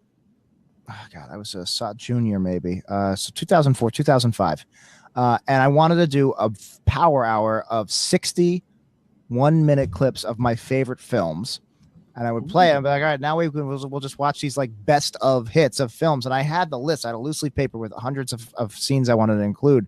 And like all over the board, comedy, action, and just have these great scenes. And then when the movie switched to another clip, you would drink, and it would be a more fun way to do it. And I really wanted to do it. And this was before there was a YouTube, because basically I didn't do it because my computer couldn't really handle ripping 60 DVDs. The technology wasn't great. It was half the technology and half really me just not being technically up to the challenge. But and there was nowhere to really show it. It would have been a local thing, maybe eBaum's World I could have uploaded it to. But I always regret not doing it. That's what it reminds me of and it's perfect for this generation who doesn't have the patience to watch a full movie. They just want to see the best parts of it anyway. So I would totally pay $10 to go to like an Alamo Draft house and just watch a montage of Sean Bean deaths. Have you ever seen that video?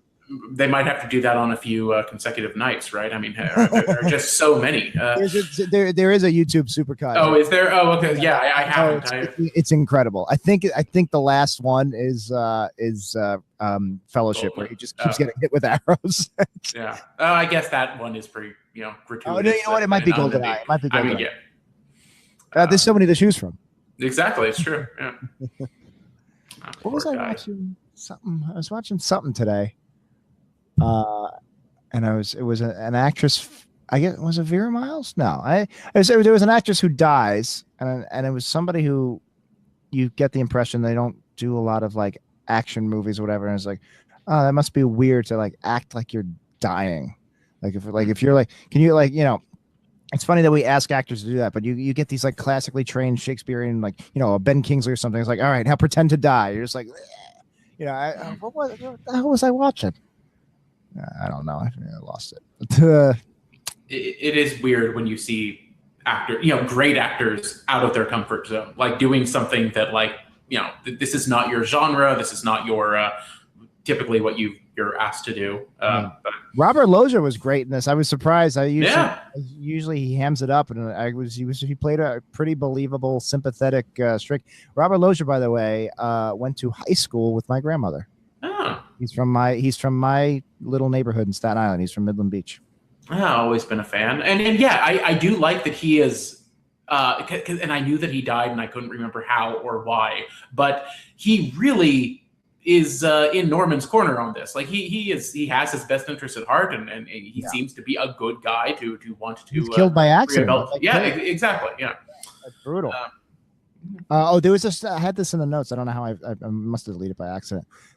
Early in the movie, when Robert Loggia drives him to the Bates Motel, he's got a paper bag full of groceries, and I could tell that he had total cereal. And I was just like, man, it's so weird to think that like Norman Bates is like eating a bowl of Total. I don't know why. I was just like, it was such a specific. Like it's a cereal that I remember from my childhood that I haven't thought about in 20 years, and it was just so weird to see him eating. Like, I don't know. Imagine like your Norman Bates, iconic serial killer, and you're like, yeah, I think I'll have a bowl of honeycombs tonight.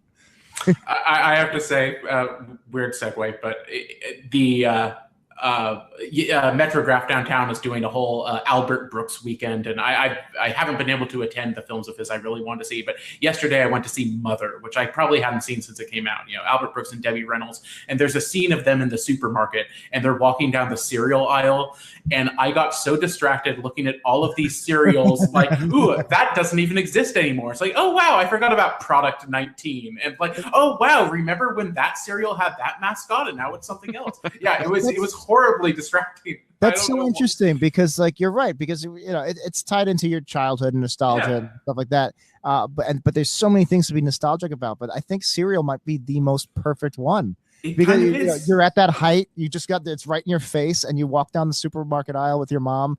Once or twice a week. All that stuff gets burned. Yeah, that's so interesting. And like the logos, the art is so of its time. Yeah, exactly. You don't think about how there's some things that stay the same, but like others that they evolve. And when was the last time you really saw a cereal commercial? I mean, when I was a kid, you saw them 50 times a day, especially if you were like watching cartoons and stuff. Yeah. You see the Diggum Frog and the Cinnamon Toast Crunch Bakers, and I'm glad you said bakers because at some point I feel like they fired two of the bakers, and they did. Yes. There used to be three. Yeah. I mean, those commercials were great because they were like little mini cartoons. Like, oh yeah, the Captain Crunch and the Cuckoo Bird, whatever he was. This were like I think there is a lot of nostalgia tied to those. I wrote in high school. I was the editor of the literary magazine. I could write whatever I want, and I decided to go with a one-act play where all the cereal mascots were in group therapy. Oh, really? Yeah. So corny and stupid. And like Michael Jordan was there, and like, why are you here? He's like, Wheaties. Oh, of course. It was like very. I had a very distinct comedic voice when I was 16 and 17. Both me and Dan, very similar. Like we wrote hundreds of sketches. We were going to do a sketch comedy show for public access. That was our plan. And they're so bad, and it's hard to describe it, but it's like when you're first discovering Kevin Smith and you think you're doing like snappy dialogue, but it's not. It's just bad. Yeah. And like, there's pop culture references and like it's like insult humor, and it's just having like Tony the Tiger and Toucan Sam like do bad Kevin Smith cosplay. It was just terrible. It still sounds better than anything on Saturday Night Live these days. So you have that going for it. What amazes me, so I was just talking about this yesterday with my friend. I love cereal. It's so goddamn delicious, and I haven't had a bowl in at least a decade. I can't remember the last time I've had a bowl of cereal, and I miss it so much. But I'm not going to do it because, I'm not going to go buy a box, and I don't buy milk because it goes bad. I don't Exactly. Yeah. Like, so I'm not going to go to a diner because I always thought it was weird ordering a bowl of cereal. Like, I don't want somebody pouring my milk for me. It's something gross. There's something intimate about it. It's like holding my while I pee. Like that. Only I get to do that. There's the Brewers had, for a while you could get an order of nachos and it would come in a full size helmet. Yeah. So that was my cereal bowl. So I would just buy a box of cereal and then I would dump the entire box in there and eat the whole fucking thing. That reminds me of the pilot to the Flash TV show from 1990. Oh yeah. The day after he gets his superpowers, he's hungry, so he pours a bowl of Cheerios, and then he's like, "This bowl's not big enough," so he like empties a flower pot and pours the whole box in and eats the whole box of Cheerios. Wow, that is flooding back to me. Isn't that such a weird specific memory? I was so excited for the Flash that night. I didn't watch The Simpsons. Yeah, I was like, it was a big. I think I watched the whole season. I think we watched it every week.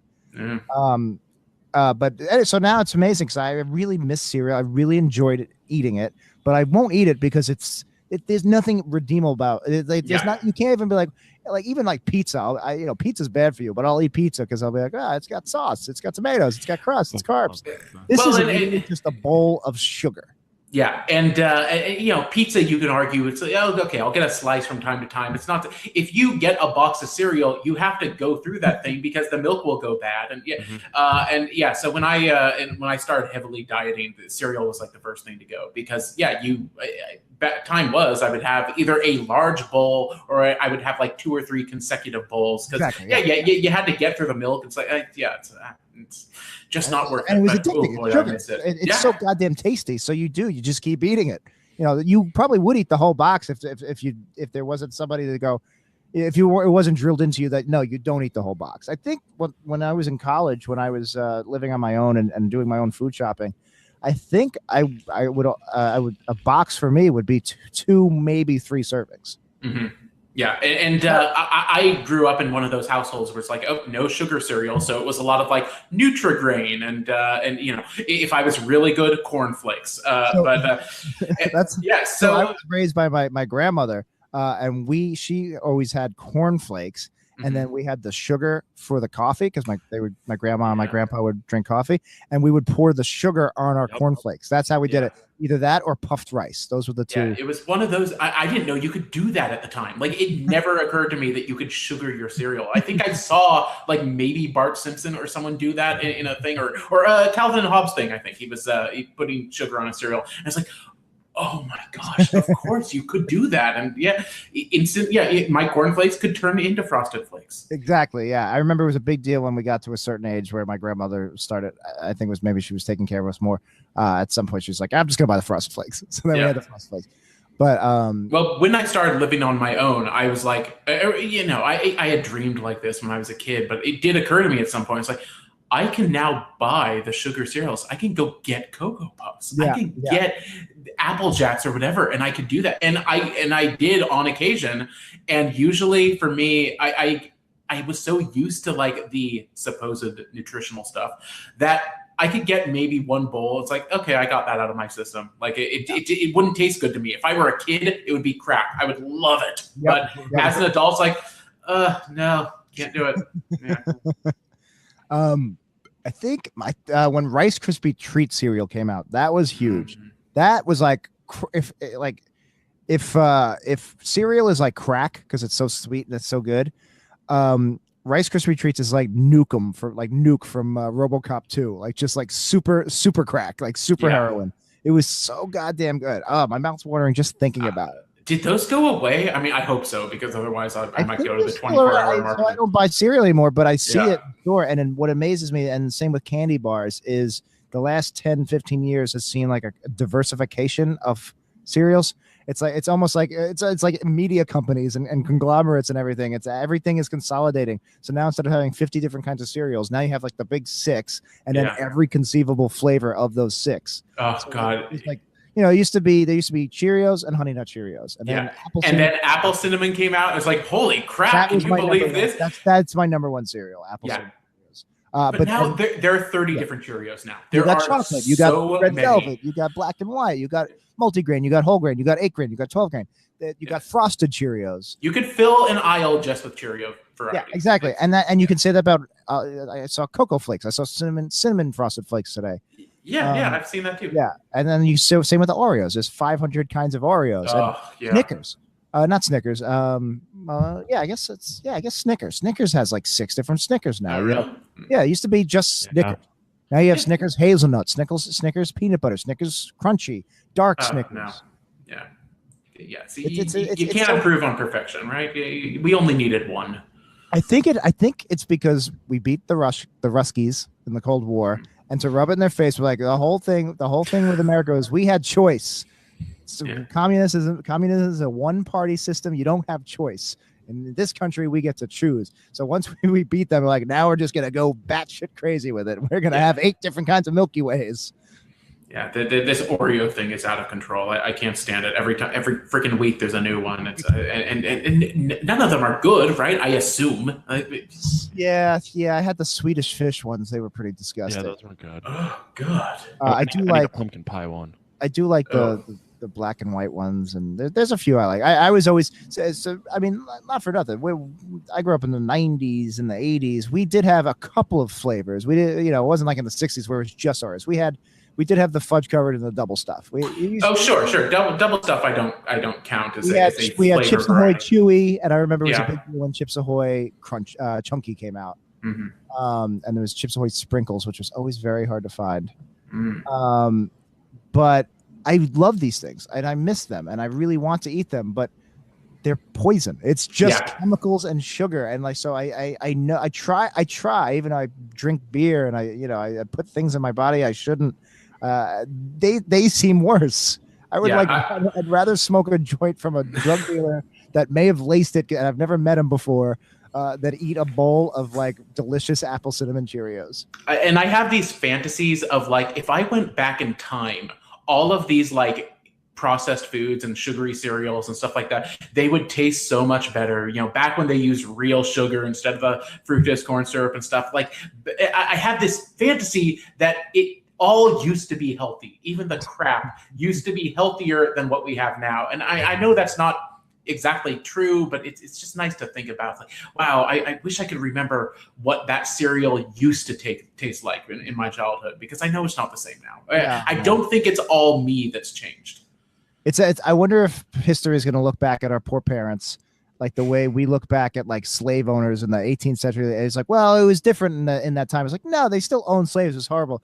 I could see like people try to justify the way our parents fed us. It's like, no, yeah, they would willingly give you a bowl of sugar and be like, oh, those monsters. It's like, no, it was different at the time. It's like, no, they must have known.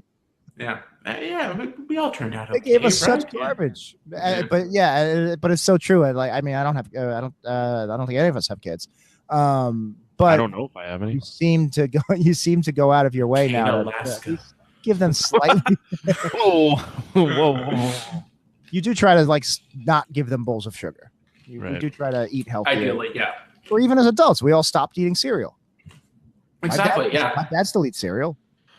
I look at my nephew now and the healthy stuff that his mom feeds him. It's like, you poor kid. Party's over, I guess. Right? Yeah.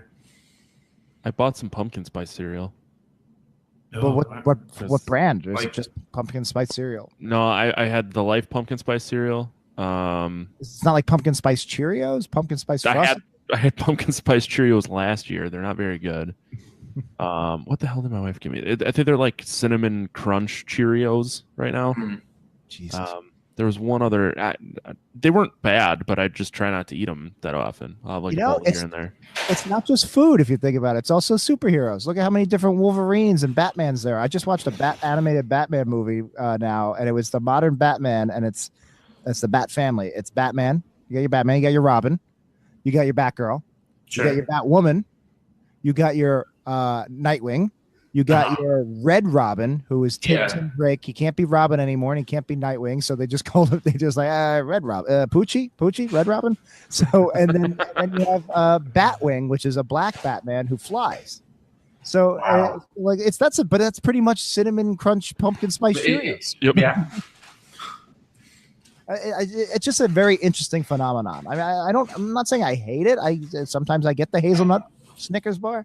But it's just I just find it very interesting that they only thought to do that 10 years ago. Like why wasn't that in our childhood? Maybe it's a chemical thing. Maybe they couldn't. Yeah, they synthesized all these flavors. Yeah. I will say this is my favorite time of year to make this horrible dad joke that I do. That if I'm at the supermarket, and usually this happens at Trader Joe's because I think they're trained the checkout people to say, "Did you find everything you were looking for today?" My favorite thing to do at this time is, not exactly. I'm wondering if you could help me. Do you happen to have anything here that's pumpkin flavored? And then you get like a little 5-second beat of like, it's like, I'm just messing with you. It's fucking everywhere. Yeah. My name's Johnny Pomatto. You've been great. Yeah. No, I get a few good. I always know, it depends who I get at the checkout. It's like, okay, I know you'll be receptive. If it's a cute girl, maybe I'll pull that one out. They tend to cute girls and old ladies. It's but yeah, some of them you can tell are pretty humorless at the get go. Yeah. I'm the same way. I can't help it. I do it. Even bank tellers and stuff. You try to throw a joke. Sure. I can't think of any specific jokes, but Matt, you have Google open, right? What did it? Yeah. I gotta stop smoking so much weed. What's the I had something to ask you and I can't remember what it was. I wanted you to look up. Do you think, I bet there is. This is why I want you to look it up. Do you think there's like pumpkin spice, like KY jelly and like flavored condoms? Oh, if there isn't, there's gotta be because if there isn't, somebody at Trojan's not doing their job. Yeah, I'm going incognito for this because shit's about to get dirty. Yeah, your wife's listening. She knows it's a track request. You're gonna get a lot of targeted ads though. It's me using Google at work and something pops up and it's like you searched for pumpkin spice sex jelly. I had so much porn on my computer Friday at work. So I write for the college blog, and right now we're very strict about only using public domain images because we got a couple of algorithms picked up some images we use, and we're like, hey, you don't own this. So we use these public image websites like Getty Images, but public domain. So I was doing a piece on acting, so I typed in acting as the keyword. And it was just all porno. It was amazing. It was just like all like artsy nudes and some weren't so artsy and some were clearly not 18 yet. And I was just like, I put acting. I didn't even put actress. When I put actress, I got real hard. Sure. But I just put acting. And then I was like related search terms, theater, drama, girl, erotica, teen. It's like, are there people actually like copyright conscious who are going and looking for public domain porn? Probably. It's altogether possible, yeah. I'm sorry. So the pumpkin spice Spencer's sells warming sweet licks pumpkin spice latte. There it is. Flavored sex gel. See, I don't trust like Spencer's. Like I don't want to put that inside my vagina. I don't what horrible chemicals. I mean, the fact that it's Spencer's, maybe it is more of a novelty. It's more it's a gag gift, but than an actual. When you want to suck a dick, but you still want to taste that pumpkin spice. Yeah. I mean, hey, you only get a 3-month window every year, so No, it's true. I bought pumpkin pie flavored protein powder, and it's fucking disgusting. But I mix it with plain Greek yogurt, and it's the same consistency as like a pumpkin pie, and it tastes the same. It's great. Oh, that's so interesting. I'm surprised Soylent doesn't have a pumpkin pie yet. Not yet. Pumpkin spice Soylent Green. By the way, though, the strawberry Soylent is actually the tastiest. It's the closest to actually tasting like a protein. I forgot you actually got Soylent. Yeah. I do it for my after workouts now. Even though Isn't that never shit tasted super it. expensive? I'm gonna run out eventually. I only get it when it's on sale for like $2 a bottle. For me, too. Tell me, like I've never tasted it or even been in its presence, but I've always just assumed that what Soylent tastes like is like you get a whole box of Cheerios, you pour into milk, you let it sit for like 2 hours, so it's just soggy. Pour that into a blender, blend it all up, and that's what Soylent is, right? I mean that's what it looks like. It just tastes like a Ensure. Like it tastes like one of those. Oh, really? It's a little less sweet. It's a little less flavorful. The strawberry is the closest they've come to like actually tasting kind of good. But it's not it's not terrible. The chocolate one's a little. I guess when I first heard about it, there was only original flavor. Like it was brand new. I think that was just, and then that when it first came out, it was only a powder that you mix with warm tap water. These are like the pre-made.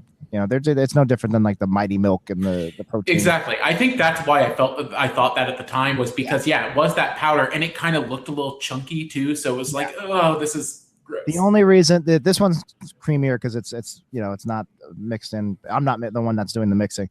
The reason I'm trying to get into it is, I'm trying to lose weight. I'm trying to eat healthier and be more efficient. And I'm just hoping that it's healthier than those other protein shakes that are over the counter because it's like my diet, the way I try to eat, and this is the reason I don't eat cereal anymore, is I eat garbage. I eat mozzarella sticks. I eat pizza all the time. What I try not to do is eat processed foods. I try not to eat like things with chemicals in it. I try to eat things that have like actual ingredients. Soylent is the opposite of that. It's super processed, but I'm hoping I'm taking them at their word that it's healthy. It probably isn't, and that's why I only do it for my after workouts. But back to the cereal thing. I don't know. I think I'm in a small minority of people. I let my cereal sit on purpose. I like soggy cereal. I liked eating just like Frosted Flakes slop. I didn't like the crunchy. Hurts my mouth. It cuts my roof of my mouth. Some of them, yes, I think it depends on the consistency and the whatever the flakes or nuggets of whatever it is. Like, some of them need more milk penetration. I love soggy Cheerios. I love soggy flakes. I hated Crispix because Crispix never got soggy. It's true. Although Chex did, and I used to really love soggy Chex. I wasn't big. My grandma would buy Chex. I wasn't big into Chex. I love Chex Mix, but sure. I liked Rice Krispie treats. Count Chocula was a big one for me. I don't like Cheerios that much. Neither do I. I used to when I was a little kid, but once you go cinnamon, I liked, like Honey Nut, I like. Frosted Flakes was a big one in my house. I liked Frosted Mini Wheats. I liked Basic Robin's 4. favorite. Yeah. Oh yeah, Basic 4. That was one of the healthy ones we were allowed. Although you look at the side of the box, this isn't healthy. The biggest one I've noticed now that has come out a new titan of the industry that's come out since we've all kind of stopped is Flake. What's it called? Crave. And it's like chocolate cereal. Just chocolate, yeah. I mean, it's like, come on. It's like they're not even trying. It's like how Trump doesn't even try to like cover up his lies anymore now. When he just is like, no, I didn't do it, and he doesn't even like give an excuse. Like, no, I didn't do that. There's it's cereal. Yeah, and I assume that no one eats Crave with like milk poured over it. That's like just one of those that you shove your arm into the box and grab a few, right? I mean, I've never seen one of those boxes opened or even Cookie Crisp. Even Cookie Crisp, we looked the other way. We're like, all right, sure, it's cereal. It's just tiny little cookies. What the fuck? I loved Cookie Crisp. I was allowed when we would have our summer vacation down the shore. And like the first thing you do is you get the keys to the bungalow, you unpack the minivan, and then you get to the supermarket and you stock up for the week. and I would always get the Cookie Crisp. So that's a great memory. I don't think I ever had it, but I always wanted it. Tasty. It was tasty. It was up there. Oh gosh, this is dangerous. I'm going to have to avoid the supermarket the next I few know, days. This is going to be fresh in my head. But I need to get the context of the Cookie Crisp joke. So I should just get a box just to try it. You guys realize we haven't talked about the movie in over a half an hour? I thought we finished food. No, we totally did. I'm like, I wonder how long this will go on for. Wait, I thought we were talking about a serial killer. Oh! You can, John. You can use that one at Trader Joe's. Oh, I will. Oh. I only have a few weeks until Halloween, so I only get a few weeks of that one. But yeah, the one saving grace is it's too much work. So that's why, as much as I miss cereal, I don't cave the way I cave in all my other vices. Yeah, I'm not going to do the work. I'm not going to buy the box and do the milk, and then I don't like to leave anything open. Like 34-year-old Jack, if I'm buying a box of cereal, I'm going to then do what some of my aunts did and like pour the rest of the cereal into like a Tupperware and like have that. Mm-hmm. The mystery tub. It's amazing how like a lot of those cereals are like dried dog food, but for people. It's like people food. Yeah. Odd conclusion. Well, it's all oats and at the base and stuff. There's a book. There's an interesting Fresh Air Terry Gross NPR podcast with the author, and you could probably just read the book as well, about Kellogg. Kellogg basically invented the flake. Yeah. I have this book and I haven't read it yet. It's on my list, but I'm fascinated. Ever since I saw The Road to Wellville as a kid. Exactly. Yeah. Like, oh, wow, look at all the tits. But I also was just fascinated by, whoa, this was a real place. And so, it sounds amazing. So no, you should definitely check it out. And basically, his brother did most of the work and came up with the concept of the cornflake, and like that's the reason Kellogg's is Kellogg's, is that they pretty much invented breakfast cereal. And he was also like chemically castrating everyone or something like that. There was some weird shit. He's all about pooping a lot, which is kind of why I want to read up on the guy. Anybody who poops 5 times a day is a hero in my book. Yeah. So. Have you ever pooped 5 times in one day? Yeah, every day of my life. How is your asshole not just bleeding constantly? I didn't say it wasn't. No, I don't know I don't know when this started happening. I think it's right around when I got a 9-to-5 job and finally had like a routine in my life. But no, I'm pretty much minimum 4 a day. Wow. That's the dream. Yeah, most of them before noon. I try I don't usually do it at night. So I drank a lot all weekend, with the exception of today. So there was just mud. It was a muddy marker, is what was happening back there. There's certain foods like we go to the diner sometimes. If I go to a diner, if I could do something like that, I know like it's like clockwork. Mm-hmm. I can set my watch. It's like, all right, 20 minutes. I can't hold it in.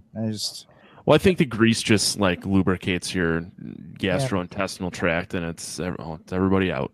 But to me, that's normal. It seems like that makes sense, the logic. But I'm the outlier. I'm the only one. Like where my friends are like, all right, what do you want to go get some coffee? He's like, I have to go home first. This is.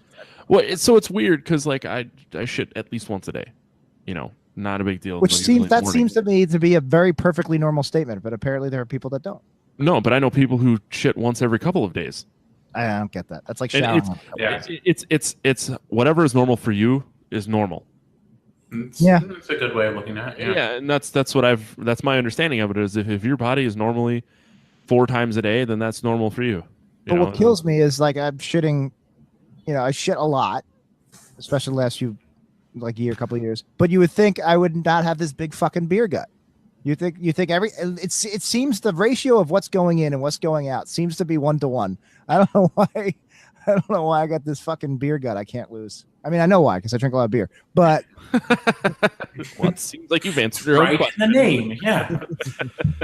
But I'm glad we've segued into the old man talk. Yeah, I was promised that we would get to old man talk. This is what happens when I fill in as guest host. We're going to talk about bowel movements at some point. You would think it's just very fresh. When I'm having my 4th or 5th or sometimes 6th or 7th shit of the day, I then go and wash my hands and I look in the mirror and I see this gut. I'm like, I should look like the fucking guy from Thinner, like the Stephen King movie. Clearly this is going right through me. But, it's so it's frustrating. Well, Beatmaster wants to know if your shits are all liquid and if you need more fiber in your diet. No, they're very healthy consistencies. The ones when it's like 6 or 7, that's when it's like a dog where I'm just going and like a little piece like that, and then it's more the feeling. It's also I pee a lot too, and I realized one of the reasons I pee a lot. I pee like twice an hour. You game with me. Yeah. The reason is it's not that I can't hold it in. I'm not going to piss myself. It's that I have no tolerance for holding it in. Like I just don't like. I could hold it in, but it's the thought of having to even pee. Just the second the thought in my head is like, oh, I'm gonna have to pee. I have to get it. I just have to do it. Like if I have to hold it in, I will. But it's torture. It's the same reason why if I was ever tortured, I would give up the information right away. I just don't want to be in pain. I don't want to not be comfortable. I will tell you everything you need to know. And like the second my bladder's like, you know what, we could use a little emptying. I'm like, all right, we'll just do it. Yeah, I have always had a great internal clock for that. And like, oh, I know that this movie I'm about to watch is 2.5 hours. So my mind is going to tell my bladder we are off duty for 2.5 hours, like clockwork. And then when it's over, maybe then. But in the last couple of years, I will I still won't walk out of the theater, but I will have to go. And I'll go like, oh crap. And it'll be all I think about for an hour. Now I try not to. That never happened. No, I try not to drink any beverages for like 3 hours before a movie now. I'm getting there. I that's what I have to do. Broadway play. If I go to a Broadway show, it's just whiskey, no beer, no wine. Just try to concentrate the alcohol as much as possible. Yeah, Kevin and I are seeing a Broadway play on Tuesday. It's a Irish play, in 3 hours.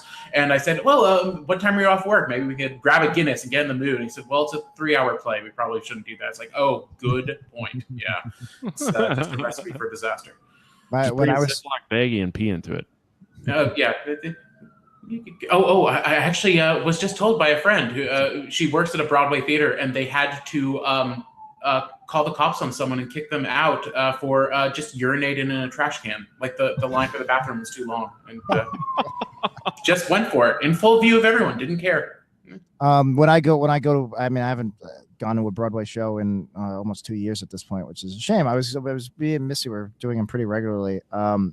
But I buy the seats online, and I always go for an aisle seat that's closest to the exit. So when intermission comes up, I am literally the first one, and I have it all timed down. Like there's lots of things you can apply this to, but if you put 5 minutes of prep into anything, it makes everything easier. If you just tell yourself what you're gonna do when you're gonna do it, it's great. Like that. Like when I try to go to the gym, I've been really bad this week. I lay out everything the night before. So when I wake up at like 6 a.m, I'm just like, here it is, out the door. Yeah, I also have to shit, which is usually the case. 5 times a day, I would imagine. I would say on average 4, sometimes 3, sometimes 5, and yeah, I've had a 6 or 7 day, but it's that's when I'm like constipated. That's when I ate something I probably shouldn't have. Yeah. I mean, I've done that too, but it usually something has gone wrong if that's happening for me instead of right. And otherwise, I'm on a really healthy day, it's twice, once in the morning, once at night. But and it just helps that I eat so much healthier than I did in like high school. Early college was terrible. I was pretty much, I guess it was like when I graduated and maybe slightly before I graduated college, where I was like actively trying to eat better. I was like, I really should take better care of myself. But there was a couple of year period where I only ate fast food, like just junk, like just no salad. I didn't even try, just soda and just corn cereals. Like, this is the first time you're doing your own food shopping, and you can get whatever you want. And those were some hard times on the old colon. Same, yeah. Chinese food at least like 2 nights a week, and that would.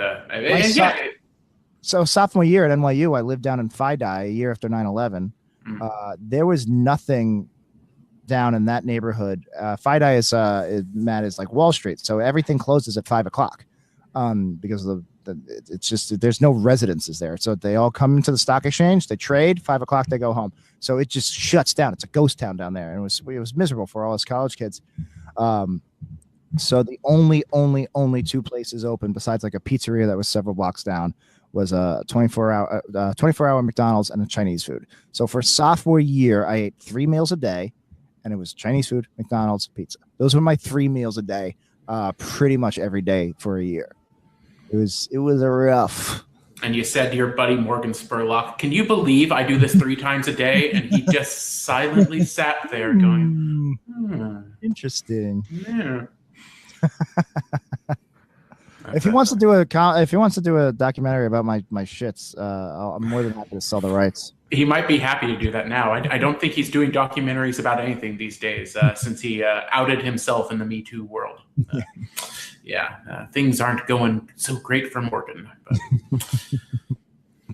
But. So I guess that's about all we have to say about Psycho 2, right? Yeah, I was Psycho number 2. Hey, yeah, this has been on topic. Yeah, number 2. Yeah. Well, Beat called Psycho. Beat said all this potty talk. That's good. That's good. I like it. Not bad. Lots of bad jokes. Yes, I apologize if I took any part in leading us down this path. I think it started with cereal. I didn't stop it. I knew exactly what I was doing, and I just, it's like I really like when Jack comes because he just kind of does. He just hosts the show for me. Yeah, it makes it easy. You need the break. Sometimes Matt's a busy guy. He's got a busy week ahead of him. Sometimes he needs to just sit back and just let me talk about my shits for an hour. I did this for you. I did it for you, buddy. Yeah, I enjoy it. We do need to have you come back soon, though, so you can be our official first guest to number 10. Wow, I'm your Alec Baldwin. I'm your John Goodman. Sure. Or that nasty hemorrhoid that you just can't get rid of. We call that the Elliot Gould. Also hosted SNL 10 times, I believe.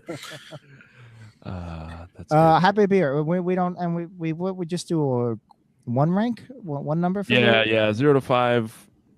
Just that's it. You can give an explanation if you'd like. You don't have to. Oh, for the film. Oh, yeah. Back to that. Back to the whole reason that we're here. I would argue I didn't do your Psycho show, but good friends of mine did. Mm-hmm. I would argue that Psycho 1 would be a 5. It's literally it's probably one of the top 100 films ever made.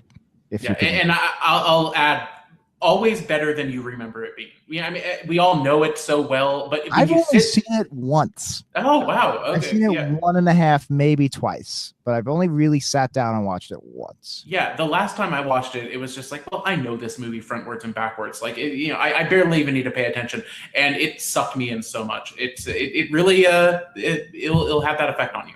I started a Hitchcock marathon when I had Netflix discs for the first time. I was trying to watch all the filmographies of directors, and it took a year, but I watched every Scorsese film in order. Wow. And then I picked Hitchcock as my next director, and then I was going to do Coen Brothers. And I picked Hitchcock, and it was such a slog getting through because he has like 60 films, and it took forever to get to when he really started getting good. Yeah. Oh, yeah. Those early ones. I mean, it's not Hitchcock on the brand. You're interesting. Many of them are great. Yeah. Yeah. It's just hard to sit and watch. And by the time I got to like Rebecca, I was just burned out. And then I stopped getting Netflix discs at some point. So it's a shame. I actually haven't really sat and watched, I've seen Vertigo. I've seen North by Northwest, but not nearly as much as I want to. I want to like rewatch those and really take them in. I will say I've seen Rerundo a bunch of times because of film school. It always, all the teachers made us watch it. But Rope is like one of my favorite films of all time. Yeah, I love that one as well. But anyway, so if Psycho was a 5, I would say Psycho 2 for me. This is maybe a little generous. I'm gonna go 3. Do we do 0.5s? Yeah, you can do 0.5s. 3.5 seems like it might be a little high. Do we do 0.25s? Yes, you can. You can do whatever you want. I'm gonna do a 3.25. Okay. Me? Jeff did give once a plus 25% tip on a score, so you can fucking do whatever you want. Oh, I'm a big tipper, so yeah, let's do it.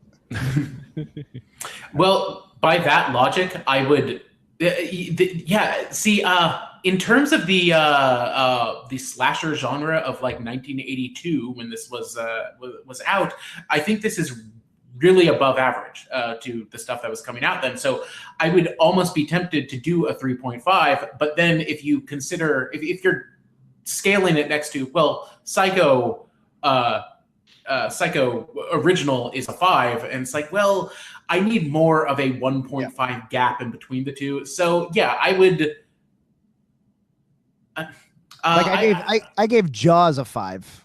Yeah, of course. I mean, on this show, and if we're going all of the movies that have been covered on Podcast of Terror, even I kind of feel like even my 3.25 is probably a little high for Psycho 2. Yeah, I mean, competent. I would go 3. If I were judging it solely alone without the annals of history and the surrounding it and everything, I would go higher. I would give it to a 3.25 or almost a 3.5 out of 5. But yeah, if we are looking at it especially alongside the original Psycho, I think it's a solid 3. You know what, Matt, give me a 3.15. Oh, okay. No, give me a 3.13. You're not going to go full pie on that one. You're so close. I was just about to make a pie joke, and I realized I always forget. I really can't name it past 3.14. I can't even tell you the third place. Yeah, I remember as a kid, or a teenager, I was very determined. Like, I'm going to memorize pi. I have a 1 in 10 chance of getting this right, but I think after 1.4 comes 5. 3.145. Yes. Nope. 3.14159265359. Oh, I thought a 2 came sooner than that. Yeah, I knew it to like 20 spaces at one point, but that was like high school. And I was just thinking about what I used to do. I worked at OTB, off track betting, and I would sit behind the bulletproof glass. And when I would work the night shifts at the dead branches, like the ones that were like off the beaten track, they were just empty. There would be, I'd have like 2 customers. So I would just be sitting there doing nothing for hours, and I was so bored. And I didn't have a smartphone yet, and I remember there was a summer where I just decided what I would do was I had a deck of cards, and I would just shuffle the cards and then memorize them. That was like my goal for the night. So I would just like turn them, and I go, okay, Jack of Diamonds, 8 of clubs, and then I would put them back. Jack of Diamonds, 8 of clubs, and I would do this one by one until I had the entire deck memorized. And I was like, oh, this is like, it was, what was that stupid brain app that was supposed to make your brain better? I thought, yeah, that's what I thought I was doing. I thought I was like exercising my brain, and then I would be on the way home that night on the Staten Island ferry, and I'd be like, what was the cards?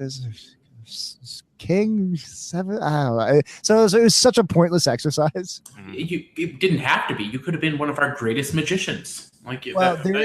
There is a way that people do memorize, and they say the way to do is like visualize. You have to assign them things, and you have to visualize a space and put them in the thing. And my brain does not work like that. I could never do that.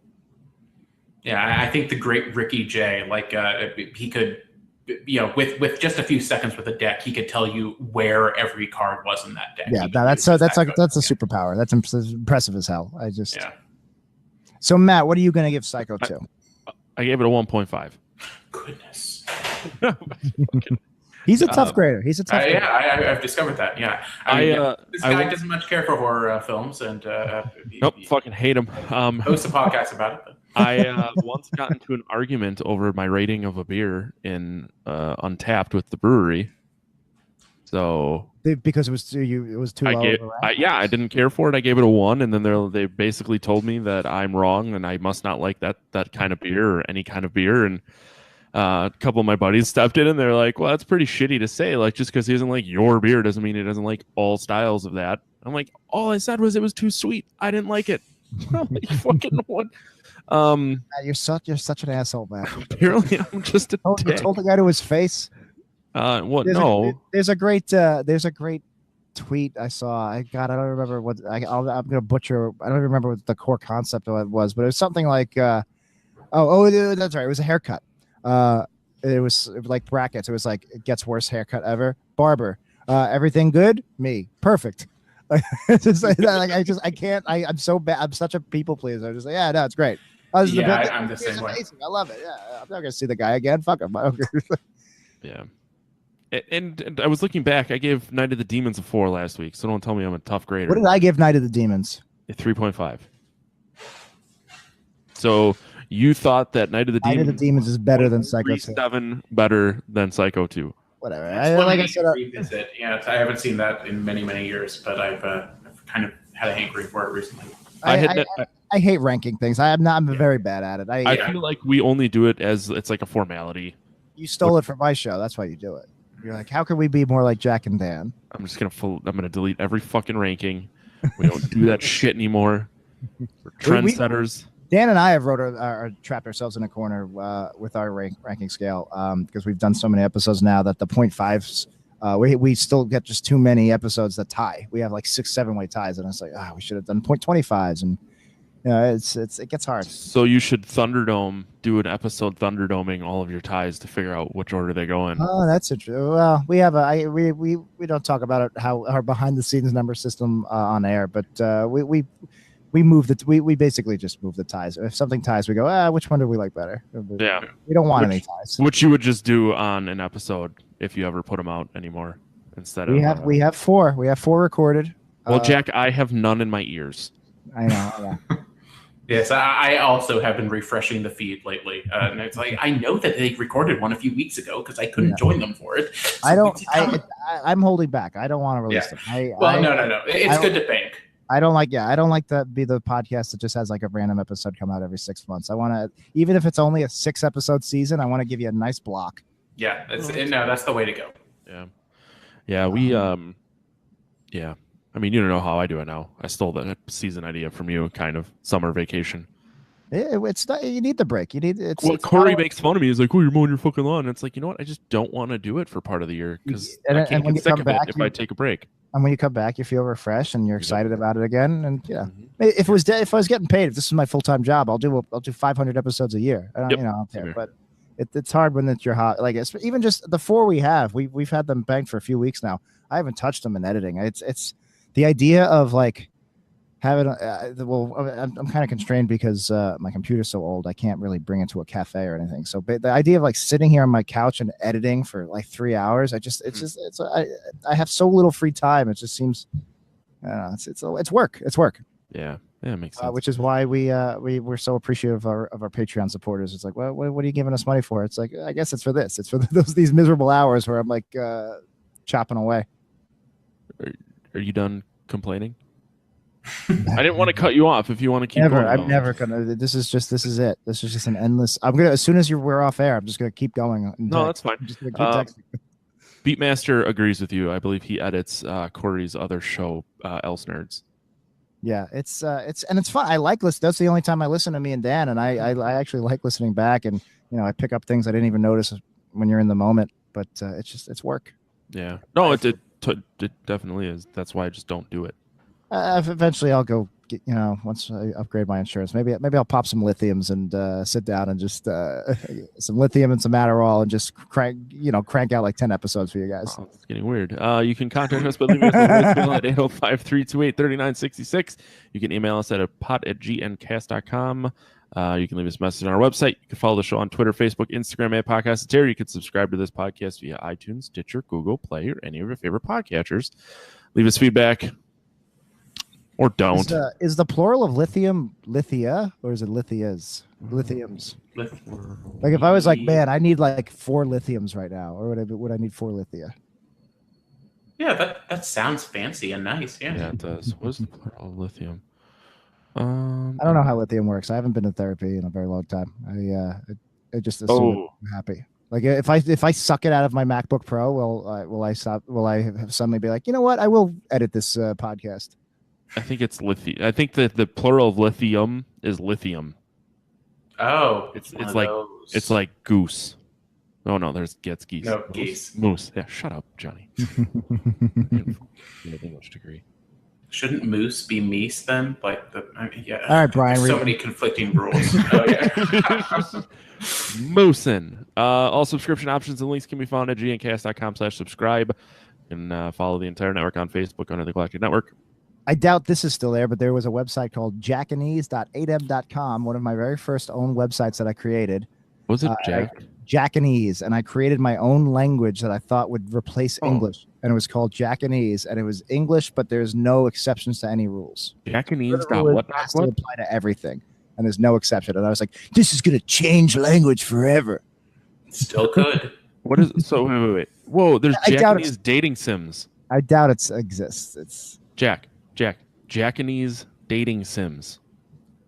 But what is there's a fucking Urban Dictionary for Jackanese. He was so trashed on JD, I couldn't understand a word he said. Dude was speaking Japanese. Hey, you made it. Yeah. It broke through. I don't know. I'm sure somebody's made the pun at some point. I'm sure. But anyway, I hate exceptions. I hate English language rules like that. Yeah, me too. Go to Amazon.podcastterror.com shop. Give us money, or don't. I don't. Just do whatever the fuck you want. Johnny, where can people find you? Oh yeah. Stuff? Yeah, you can find me on Twitter at Pomattovich. That's my last name, Pomattovich. And yeah, that's where I can be found these days. Do you only do those micro recap movie reviews? Do you only do it if it's a movie you're watching for the first time, or like, are you going to do Psycho 2?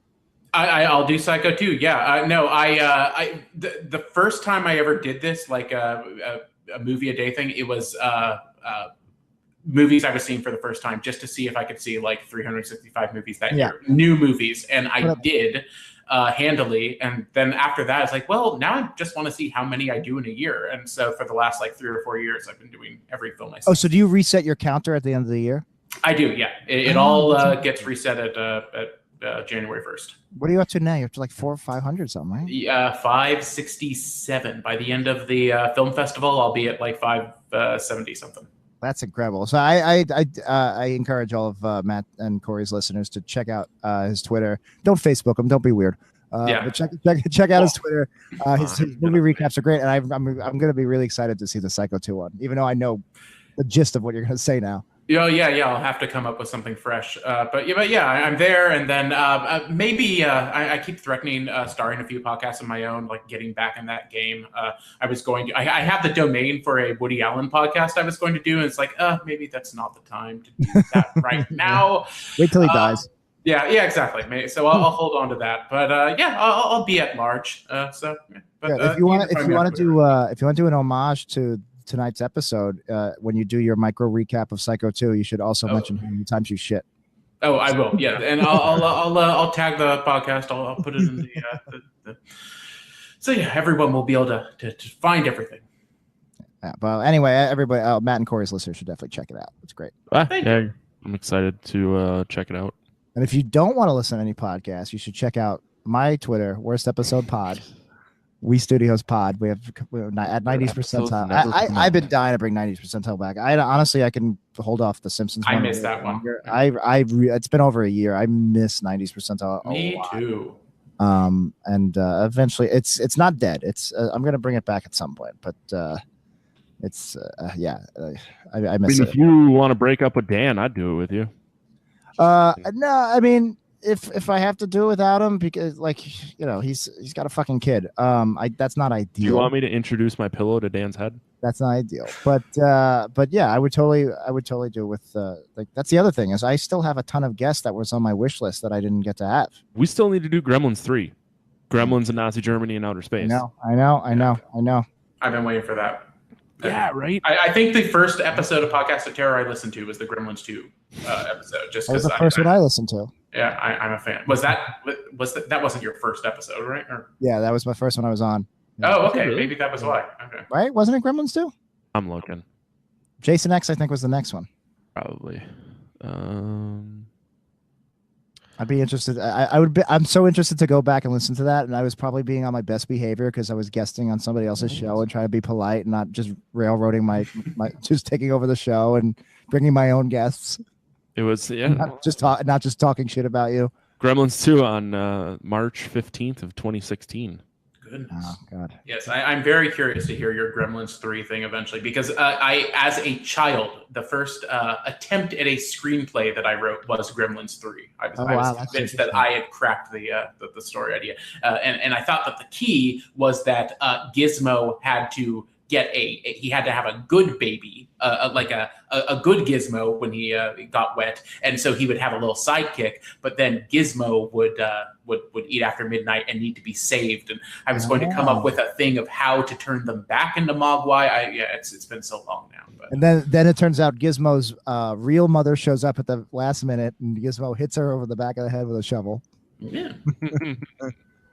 And sets up a whole new world for Robert little Loggia Gizmo. is still Dennis Franz gets stabbed in the face by Gizmo. Yeah, puppet puppet frames. Yeah. Puppet Franz. Jack, where can people find you? Jackie No Breaks, and that my Twitter is much more active than the podcast to Twitter. Actually, I really like coming up with like Simpsons gifs for every occasion. So worst episode pod is mostly Simpsons gifs, but lately I've just been using the same Simpsons gif of somebody just laughing and going, "You stupid," and I've just sent it. I just reply to every single one of Donald Trump's tweets with that gif. I've been doing it ever since the UN laughed at him. And like, you know, it's a weak political protest. It's a weak statement, and it's not nuanced at all, but it makes me happy. So I've been doing it as a Works on me. yeah. Yeah. So if you want to catch that there, and then Jackie No Breaks and my Instagram, Jackie No Breaks. Spell it like it sounds. Sweet. And Matt, thanks so much for having me too, Matt. I'm a fan of this, and it's nice to be a part of it, and nice to have a reason to dust off some of my Scream Factory DVDs. And yeah, we'll definitely have you back on when Corey is back. Thank you. You and Corey would probably have some pretty. Oh yeah, you could actually like have a real discussion and not have me distract everybody with shit and cereal. No, you'll just be in the chat. I'll probably be drunk at a bar in the chat. Yeah.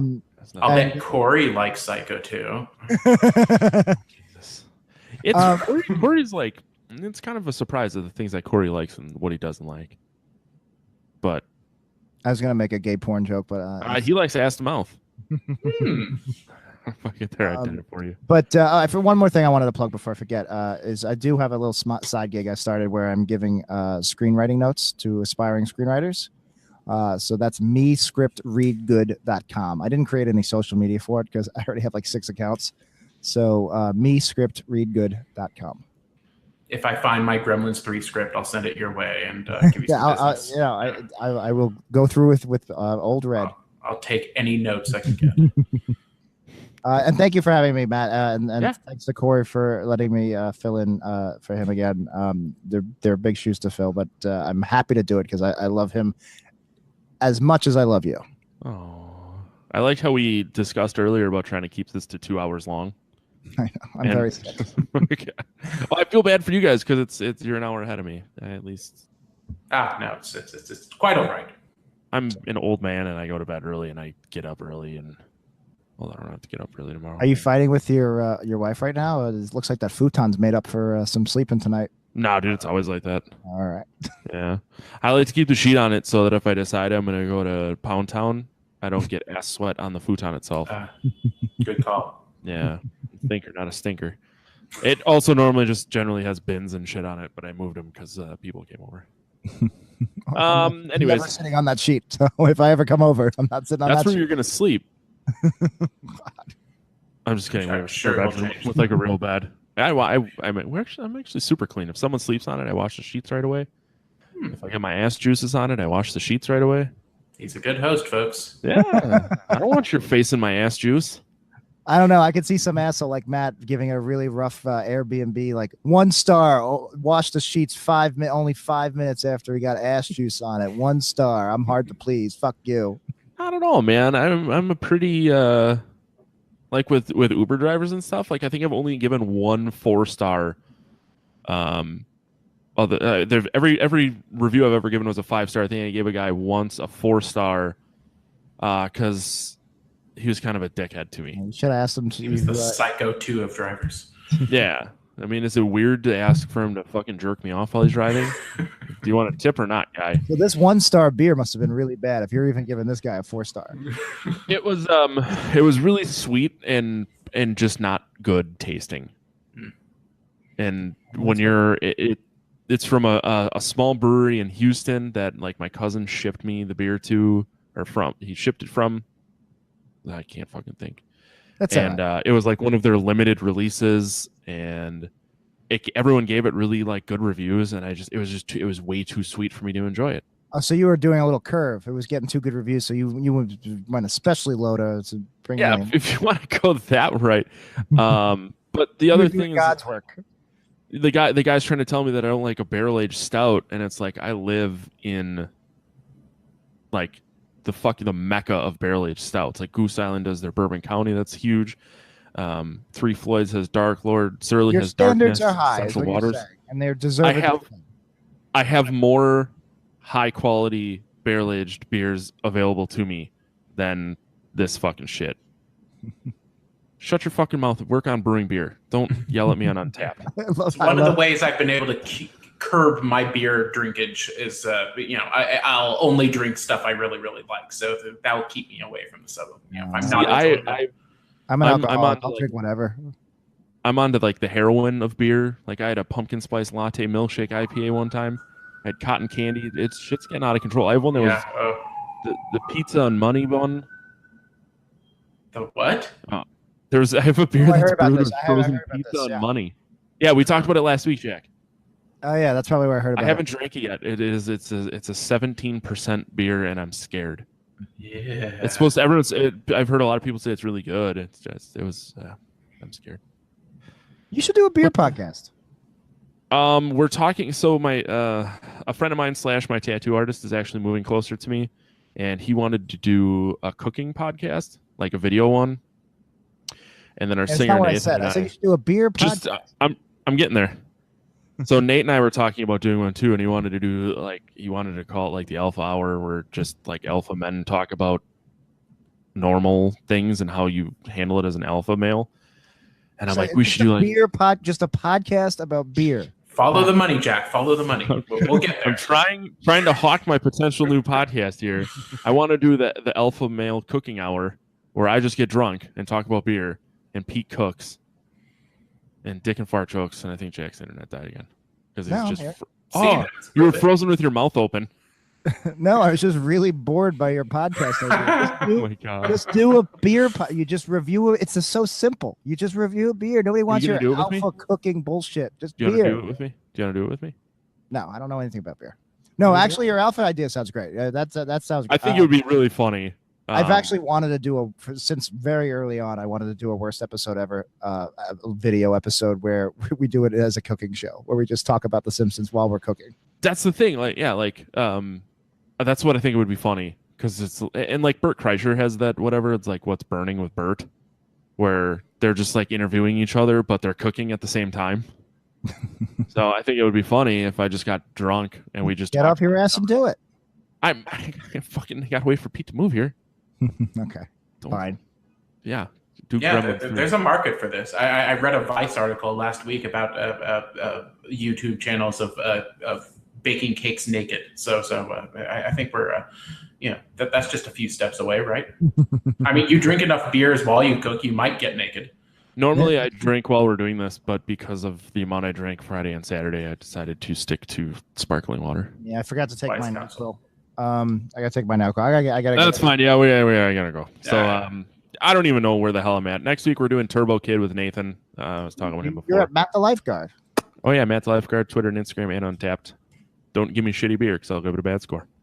And talk about it for years on end. Yep. But if you're a shitty Uber driver, you might get a 4.5. Anyway, all right. That's going to do it for another episode of the podcast here. We will talk to you guys next week.